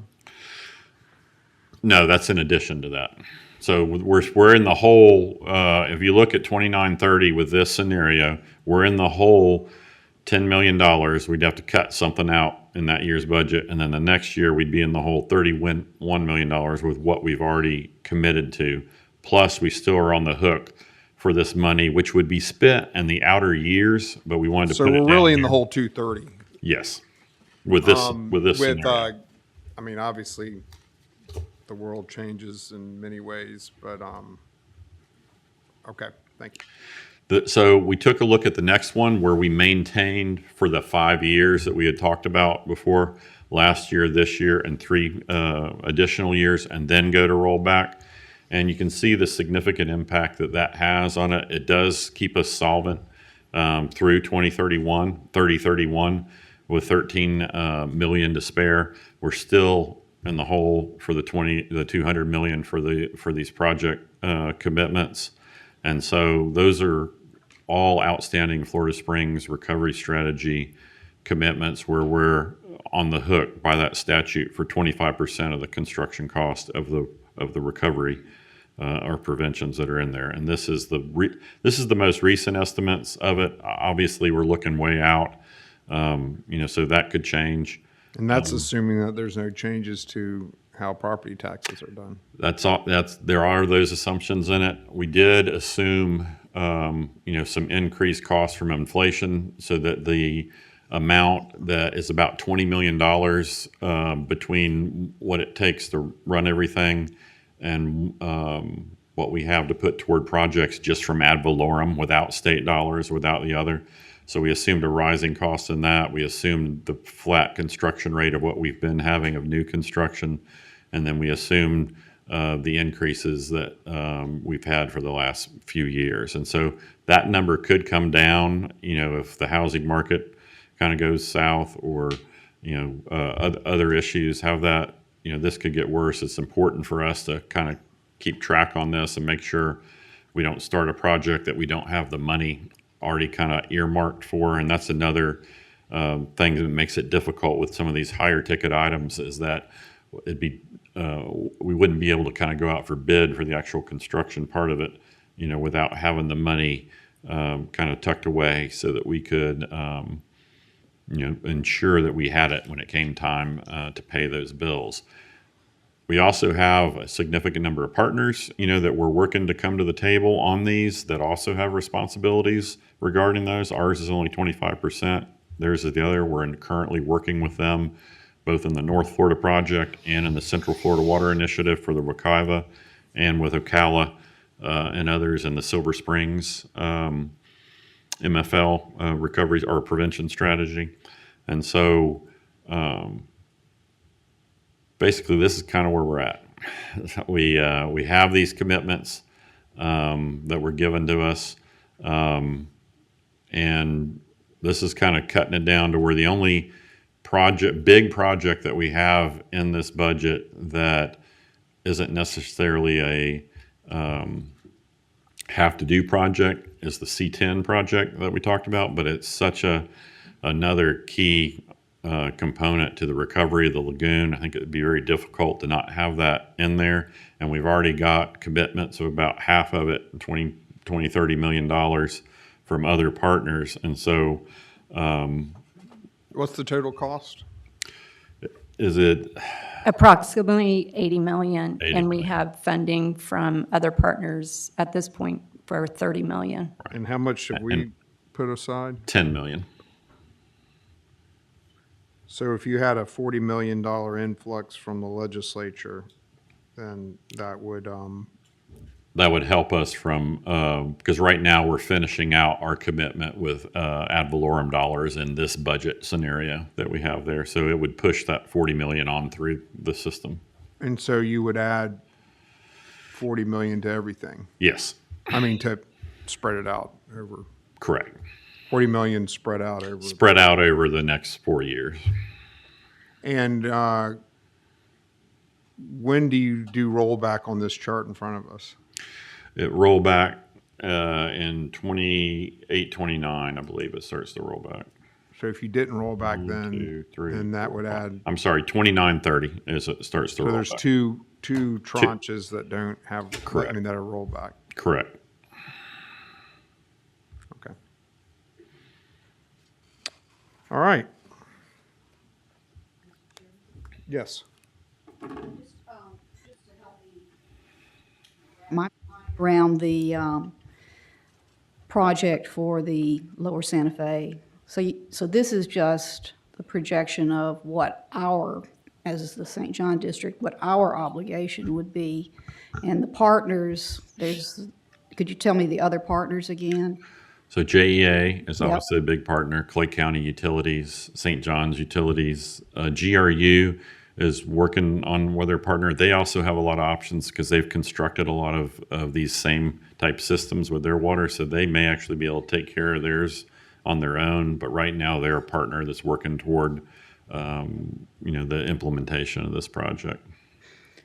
Is it possible then that in addition to, the property tax concept or issue around this, that from the utility standpoint, they may have to do rate increases to help fund their piece of it, or would bonds be another option, I suppose, with them? I wouldn't want to speculate on what they would want to do as far as their, but they do have similar responsibilities, maybe a little less than us as far as from a water standpoint. You have the specifics there, Mary. Yeah, I believe 2 of those communities have already added in line items to their budgets for this. And so there is a line item on their bills to their customers to address these type of projects. So I think there is, not all of them, but there is a movement in that direction. But that is, some of that has happened, some is in progress as they're talking to their governing boards about this issue. Yeah, so a lot of moving pieces here to see all this actually come together. And I do want to say, the utilities in that area, people may remember battling over Black Creek and the Keystone MFLs and issues like that, and kind of fighting over what the numbers were and that sort of thing.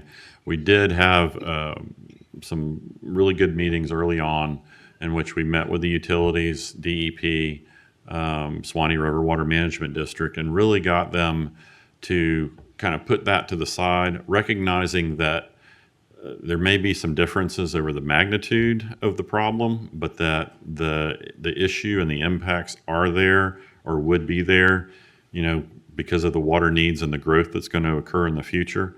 And so they really kind of all came together, decided we're going to not fight over that part. We're going to instead put all of our kind of energies and monies toward looking for a solution. So they all contributed to a feasibility study that basically looked at all of the options that are available within that area, including desal, for the areas and other types of projects that could be done. And this was the project that came out as the most cost effective and beneficial for the system, and basically met all of the needs for the project with this, or for the MFLs with this one project. What's the status of the MFLs? They are, when is it they're publishing, or have they already published, Marilyn? So next month, we anticipate bringing back to the board the strategy, which would include this project. And then I believe that the department after that would be publishing their notice of proposed rule to update the MFLs and adopt the regulatory portion of the strategy.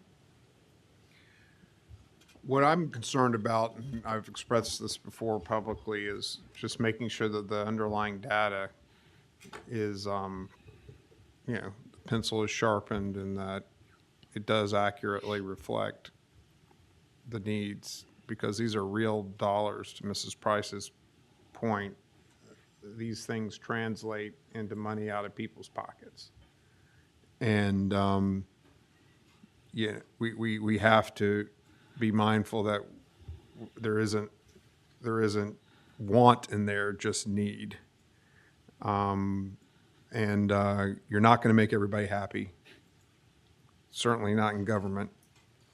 And if the science is with us, then I'm certainly supportive and would encourage the department and our friends at Swanee to make sure that this is accurate and not over the top. to avoid litigation or whatever. If we got to fight in court, we got to fight in court. They have, yes, sir. And there is the regulatory portion of the strategy is requiring some additional data collection.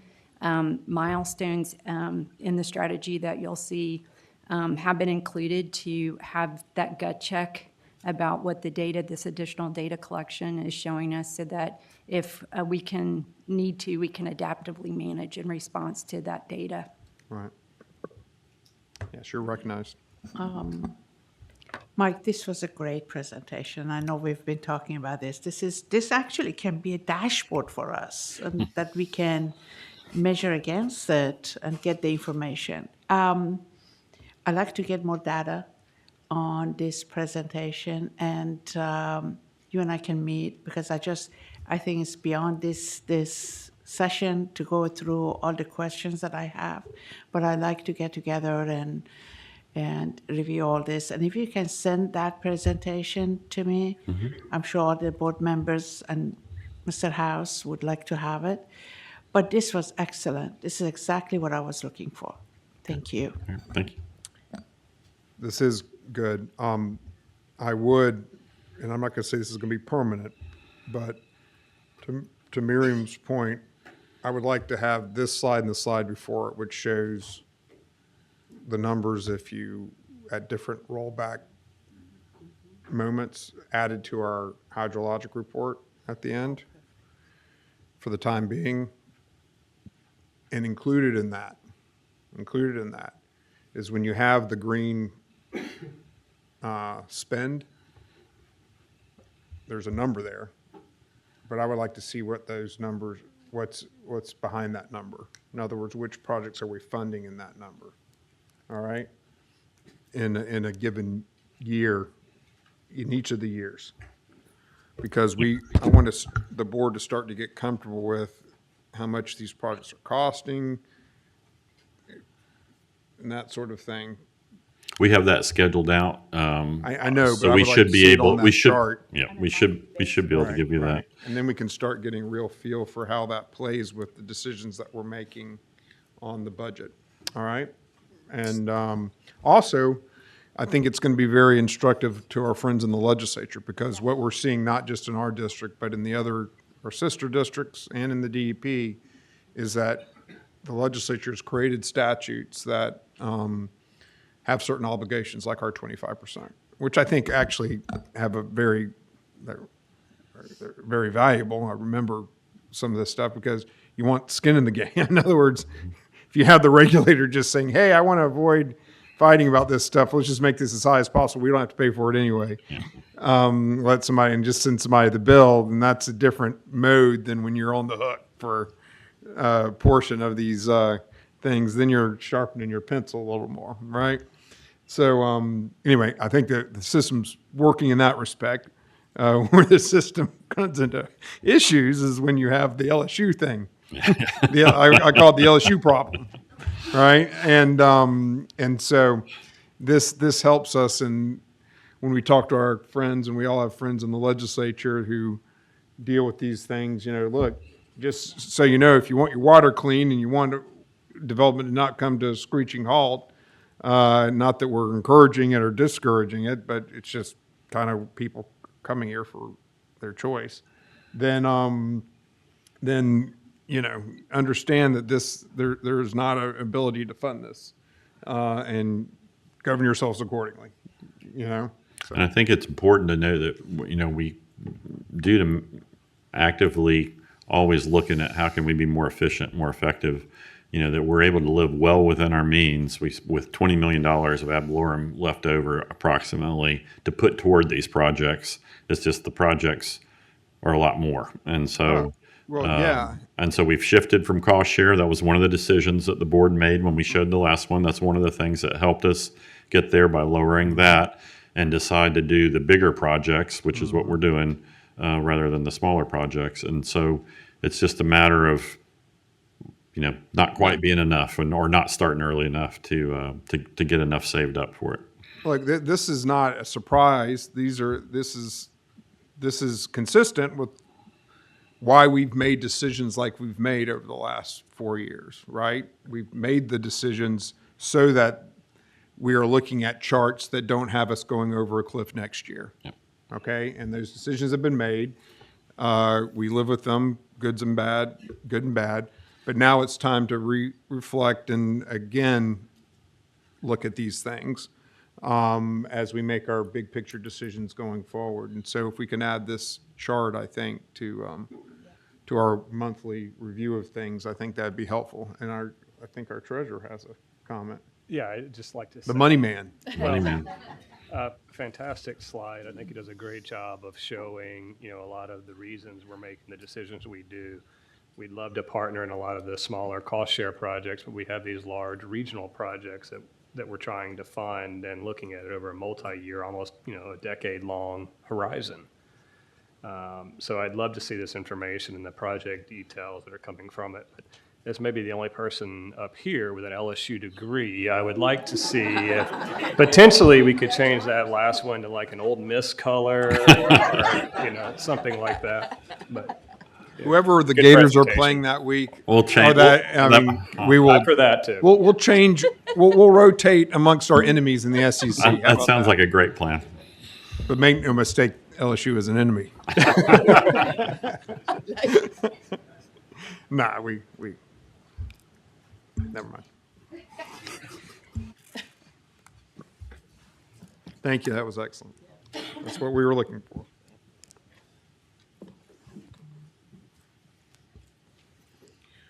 All right. Item 11 is public comment. Yes, sir. Our first commenter today is Ruth Amato. All right. You recognize. Come on up. Yes. Just give us your name and address, and look forward to hearing from you. Thank you. My name is Ruth Amato, 1950 Tomato Farm Road, Mims, Florida. Sorry, just a little nervous. We had a county meeting about 2 weeks ago concerning the St. Johns River Water Management Basin, the upper basin that we live on. My family has lived there for over 100 years right now, working agricultural. It was very disturbing, the reports that we got back. They're saying that because they're returning the flow to the river to its historical flow, which I'm assuming they're talking about like Crane Creek and stuff like that, that we're going to see approximately the river come up into the St. Johns River flows through Ruth Lake, Clark Lake, Luffman Lake, into Salt Lake. And that flow is going to take over all of our agricultural lands and that we're supposed to sit down and take it. So I drove 2 hours today to talk to you people, and I didn't mean that in any way. You're most respected. To beg you for help. Our agricultural lands are the first line of defense on the St. Johns River Water Management Basin in that area. Those canals then flow into developments like Sherwood, Fawn Lake. We've seen so much backflow in the last 15 years that has never been seen before historically, and many of you have agricultural experience. You can't work agricultural land if you don't understand the flow of the river. You can't grow orange trees if they're inundated with water. And that's traditionally what it was until greening hit us and we switched to cattle. Now we have to have a stand down there to put hay on because our cattle can barely survive on the land because the river pushed back. This is not historical. This is new. It's not normal, and it's not okay. These are our livelihoods. These are our communities. And I applaud what you're doing, but we need consideration and we need protection because literally half of our community is going to go underwater when it's finished. Those are the maps they're showing us. And their words are, it's coming from the state, and we can't help you. So I come here today before you to beg for help for our community, because we're literally going to be shoved underwater by this. Our commissioner put on a meeting through our Natural Resources Department 2 weeks ago. Over 200, approximately, I'm guesstimating, over 200 people packed that meeting out with these very same concerns, not just mine. 200 people, they filled the whole entire room, down the hallway into the lobby. They had to break out speakers so everybody could hear. It was over 4 hours long. This is a huge problem in my area, and I implore you to please dig into it because it's not okay to flood us out for everybody else. So just please hear my words and help us. Thank you. Thank you. So we obviously go through significant modeling and all that to make sure that the projects that we're doing aren't going to exacerbate or cause any kind of flooding issues. If they have that, I'm happy to give her my information and we can set up a meeting to kind of find out what the issues are that they're talking about to make sure that they've been addressed. So I can do that. Great, thanks. All right, anybody else? Yes, Jessica Markham, representing Perry Construction Company.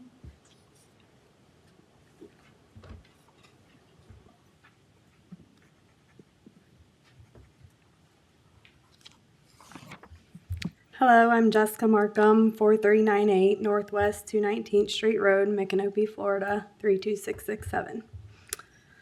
Chairman, members of the board, and district staff, good morning. Like I said, my name is Jessica Markham, and I represent Perry Construction. Thank you for the opportunity to speak with you today. We are here out of deep concern, not only for our company, but for the integrity and transparency of the district's procurement process. Perry Construction has been a reliable contractor with the district for over 25 years.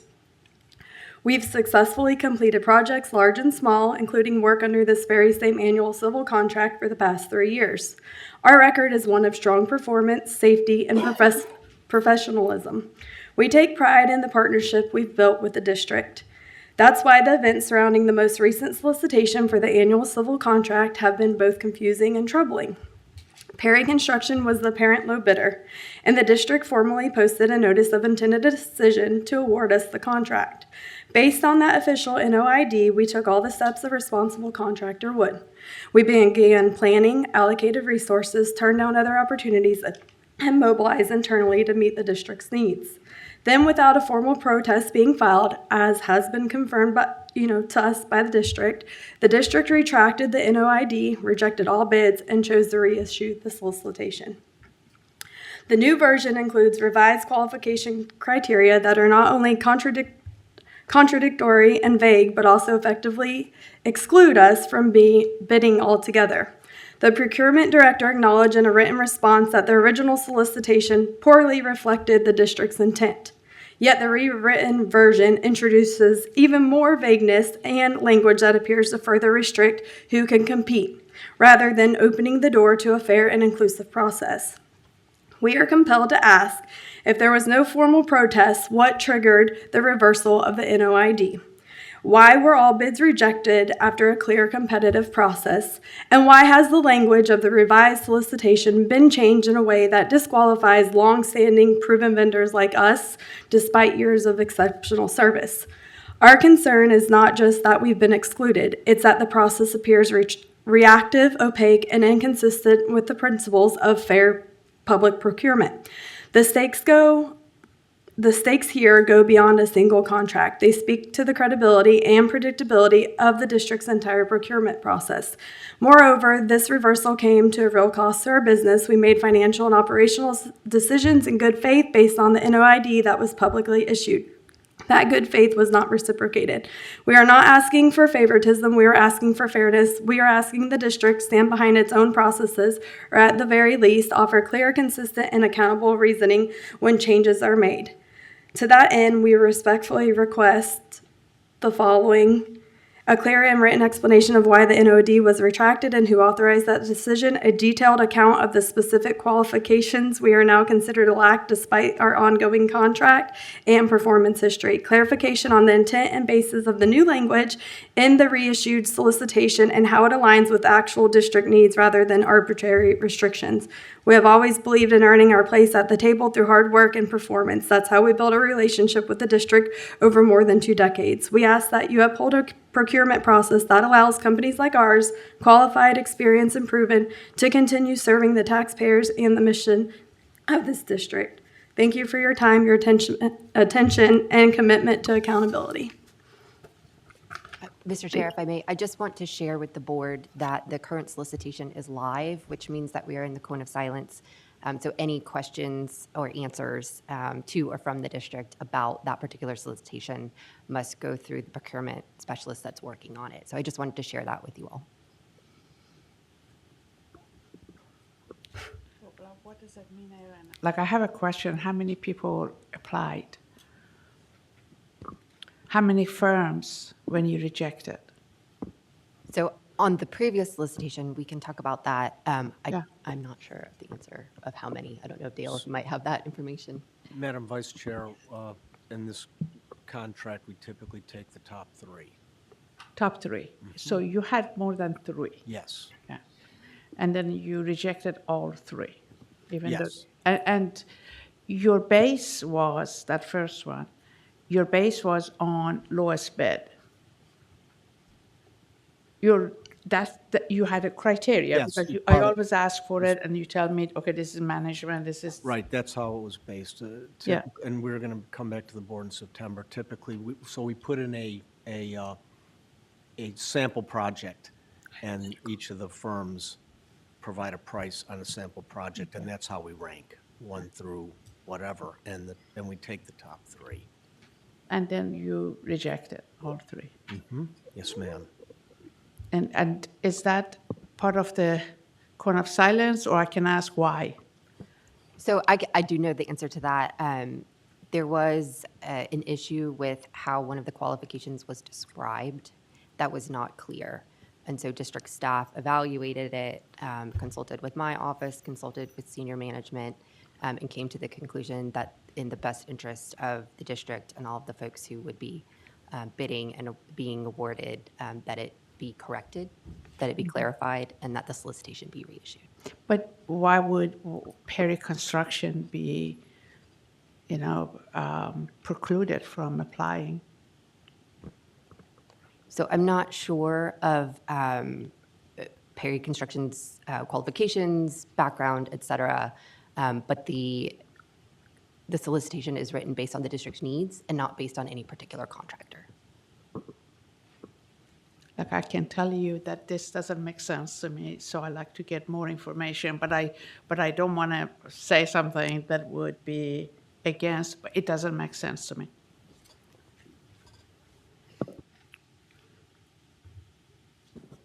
So we can look into some of the questions that she raised about the previous solicitation. I'll get the background information for you. And look into it and see, what that was based on and how much we can talk about now versus at the end of the solicitation process. But it sounds like some of the stuff we should be able to get an answer for without violating the sanctity of the cone of silence for the new. For the cone of solicitation. silence, how long would that be? It's till the bids are open, isn't it? Yeah. Till the proposals are Okay. open, and then Which is when? August 21st. August 21st. So. Okay, it's coming up. So it's coming up, but in the meantime, I'll look into it, Yeah. get some of the Would you- details you're looking for, and let the board know about. Yeah. In general, we've been talking about the whole system of contracting, and it's moving so fast, so changes, and I mean, I think we should take a look at it and look at other agencies and how they do it, But I appreciate, Mike, if we can get together, and is that okay? You Yes, like ma'am, that? thank you. Mr. Chairman, is that okay if I get together with Mike? Yes, feel free to talk to Mike, and obviously, Aaron, we have, I call him the firm. But understand that any communication between any one of our board members and Mike Register about this matter is not going to be related to any particular vendor and advantaging or disadvantaging any particular vendor. And it's not about, there's rules. We have cones of silence for a reason. And so any communications between any board member and Mr. Register will be respecting of, will be consistent with the rules for cones of silence if they happen before August 21st. And with that being all said, yes, you'll go forth and Thank you, sir.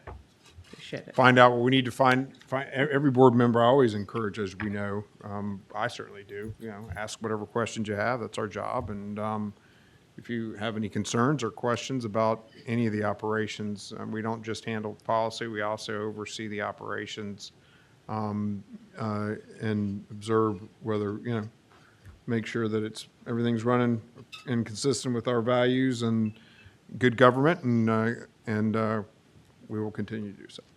All right. Thank you. The next speaker, Tim Hodeling, representing Fix the St. Johns River.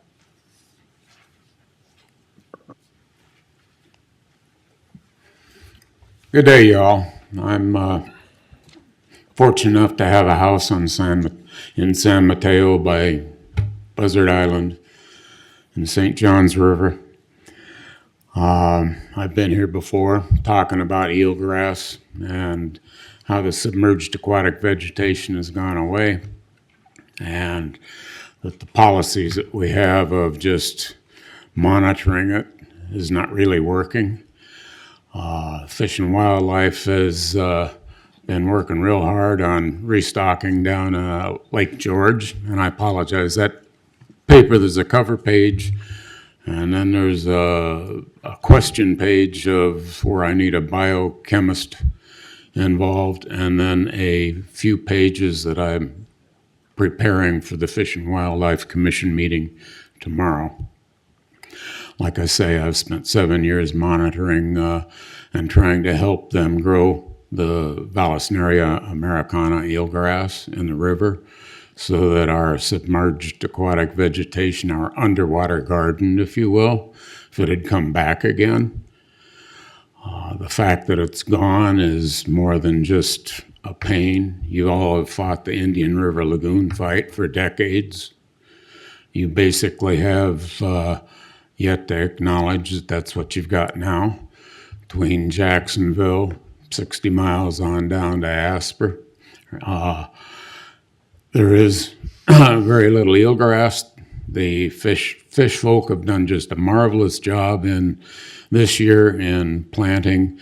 They took some sprigs of Vallisneria out of Lake Monroe, put them in some cages. They were excited to say, Dan Colderman was excited to say that they put them every 2 foot, and it's grown back to where there's like 1 million plants right there now, so all's good. But the question that you guys need to do is to ask more questions, because if what happens this year is what happened last year when we had the very same thing, the river keepers have been putting in cages to protect the grass from grazers and all of that. But there's problems that develop.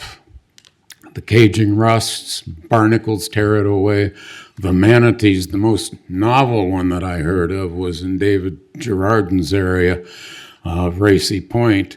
The manatee figured out that they could get in underneath the cage, and they work in teams. And then there is none. And the problem being, of course, they're protected, so they had to tear the cages down, and they're back. The thing that hurts so much is the river from north of Palatka on out is so different from the river to the bottom. Its coloration is different. I see it every day. I'm taking readings every day. And there are some serious problems, and there are, some of it's known information, but there's no central core information to have that. And what I think, if you all would be so kind as take a look at it and consider putting together what you've had your hands in helping, the Indian River Lagoon symposiums, where you get all these people that know all of these things to come together to discuss what is known to fix this end of the river. And then when you know that, then you can make some plans. Right now, it's just like a shotgun, a scatter gun. We're doing great things. We're learning. Every year's a failure, but It would be really good if you could appreciate that it's a serious problem, that it's the equivalent of the Indian River Lagoon all over again. You have been decades on fixing that. We need to start before you can finish. And I really loved your comment, Madam. It's time to team up. And I think that if you can team up with the water management, the freshwater aquatic rehabilitation folk, and there's all the people yapping about chemicals, but river keepers, there's a lot of people, there's a lot of assets, a lot of resources, it's all available. But it needs a continuity, it needs a combination and a plan, and you guys are in a position where you could cause that for this end of the St. John's, and I'd dearly love to see that. Oh. Thank you. Last commenter for today is Lisa Reineman with St. John's River Keeper.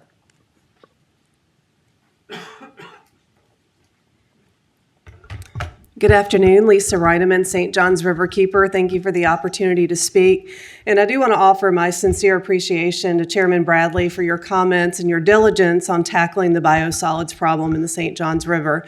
With the due diligence the team here and the staff has done for the St. John's River Water Management District, it's very clear the significance of the damage of this failed practice. And just recently this summer, there was an economic study that reported that there's a transfer of cleanup costs from South Florida to the St. John's River watershed of more than $1 billion. That's $1 billion with a B that local governments as well as this agency and state taxpayers will have to cover. And so we need to get it right. And fortunately, we really appreciate you, Chairman, your leadership as well as the combined collective outrage and concern of this board and of this staff to do something about it. In addition to the economic impact, that's only looking at the nutrient pollution. We still don't understand the magnitude of the contamination that's happening on the agricultural land from the PFAS, heavy metals, and other things that aren't being tested before this is basically disposed of on farmland. In addition, as we reported to you all back in March, as a result of Deseret Ranch not accepting these materials, which is wonderful, we appreciate their leadership as well. Unfortunately, the haulers that are taking this material, they're actually asking for a variance from the Department of Environmental Protection. They were asking to basically break the rules and continue to dump more than 1 million pounds of total phosphorus into the St. John's. DEP has granted their variance. They're going to allow them to stay out of compliance. The good news is they're only going to allow them to dump an additional 820,000 pounds of total phosphorus in the headwaters of the St. John's. That's more than 480,000 pounds of phosphorus that should be allowed based on the current rules. And so time is of the essence for us to correct this wrong. Not only is it polluting our farmland, it's polluting our rivers, and it's transferring that cleanup expense to this agency as well as local governments. And regarding our concern about loss of submerged aquatic vegetation in the river, one of the things we're seeing are new types of algae pop up in the areas we're monitoring over 80 miles of the river that's a phosphorus-based algae that's clouding the water, making it more turbid so less light is getting down to these submerged aquatic vegetation. We also heard from other folks, in addition to Tim and 3 people that live here in the lower St. John's, but there's growing concerns in the upper basin, the middle basin about loss of SAV. In fact, an email we received yesterday from the upper basin said there's not one blade of grass that fishermen can find in the upper basin. So we do have a severe problem brewing, and collectively we all work together. We can make a difference. In the last couple of seconds, I want to applaud the district submerged aquatic vegetation team. Just recently, they released a 20-year report looking at 20 years of data of water quality as well as the history of monitoring in the lower St. John's. And it basically covers what we know the challenges are, what the district knows the challenges are, but also what additional information we need. And I would encourage the board to look at that report and potentially entertain a presentation by your dedicated staff to submerged aquatic vegetation in the St. John's River. Thank you for your time today. Thank you. All right. So any other public comments? Any other public comments? No? All right. Item 25, pending litigation. Ms. Preston. Good afternoon, Mr. Chair and members of the board. I have updates on 2 cases today. The first is 2 petitions that were filed to challenge permits issued to Sun State Petrol 1 LLC and Circle K Stores Incorporated. One of the petitions was filed by Amber Boback, and the other one was filed by Dream Green Volusia and Suzanne Scheiber. The Dream Green Volusia petition has been dismissed on July 24th. The Boback second amended petition has been set for final hearing by the Division of Administrative Hearings on September 15th and 16th. However, the district's motion to dismiss or strike that petition still remains pending. The next update is the case of the district versus Lima Ephraim and Kelly Andre. This is a circuit court case to enforce the district final order regarding violations of the environmental resource permitting rules in Seminole County. Although the respondents had begun at one point communicating with district staff in attempts to resolve those violations, they ultimately became non-responsive. So the district has obtained a partial default final judgment, and this judgment requires that certain corrective actions from the final order be completed based on certain timelines. Nonetheless, district staff is going to continue its attempts to work with these respondents to try to resolve those violations. This concludes my report. Any questions? All right, item 26, governing board comments. Anybody have any comments?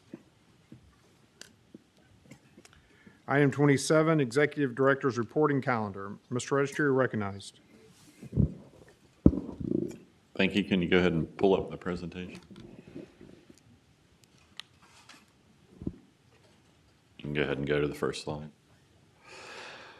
It's not the Oscars. This is the 68th Golden Image Awards for the Public Relations Association, in which the district was honored with 2 awards. One was the Judges Award, which presented to entries that achieve impressive return on investment, and the other was the Award of Distinction, which was given to the entry that set a standard of excellence determined by a panel of judges. The media and communication staff worked closely with water conservation teams, media outlets, and local governments to deliver timely, clear, and actionable messaging. The efforts generated 30 media placements and reached over 25 million people, significantly boosting awareness of watering restrictions and the importance of conservation. The recognition reflects the district's commitment to using strategic communication, hopefully inspiring meaningful, lasting water resource protection. Next slide.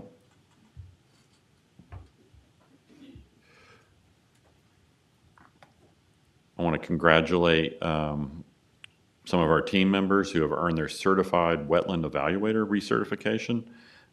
Florida's Certified Wetland Evaluator program, administered by DEP, tests both written knowledge and field skills. The certification confirms expertise in identifying and delineating wetland boundaries, understanding relevant regulations, and applying appropriate field methodologies. CWEs play a critical role in the district's environmental permitting and mitigation mission, and our agency is proud to now have 13 evaluators on staff. Next.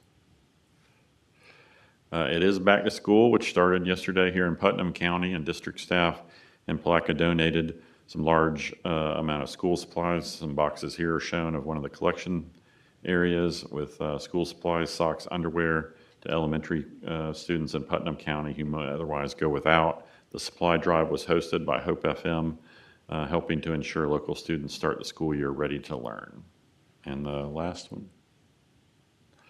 Just one more time, I want to extend my thanks to our governing board members and staff who attended the Crane Creek M1 Canal Flow Restoration Project celebration. We're very grateful to the Governor and Secretary Lambert that they were able to attend, along with many of our funding and community partners and local legislators. But I specifically, as Dale already kind of covered, want to thank all the hardworking staff, Mark Van Heeden, a bunch of others that really kind of brought this thing across the finish line and put a big check mark on it for us. For calendar, September 1st will be a district holiday for Labor Day. We have our tentative budget hearing set for September 8th here at district headquarters at 5:05. We will have remote participation for that. September 9th is our governing board meeting, and then September 15th is our final budget hearing here at district headquarters, also at 5:05 p.m. And this concludes my report. Could you send that picture of the governing board to all of us so we could all have copies of that? Yep. And the other one is, well, I got a copy of the other one yesterday, but if anybody else wants that great picture of me, that would be great. I'm kidding. Just kidding. But I want to echo Mr. Register's comments about the event yesterday and the excellent work that everybody associated with the district did in making sure that was seamless. And it was, I think, a proud day for the district that saw that very important project to completion, and it was appropriately recognized at the highest levels of state government. So congratulations to you all, and thank you very much for your excellent professionalism and hard work. Anything else to come before the board today? All right, seeing nothing else coming before the board, I'm going to call this meeting adjourned.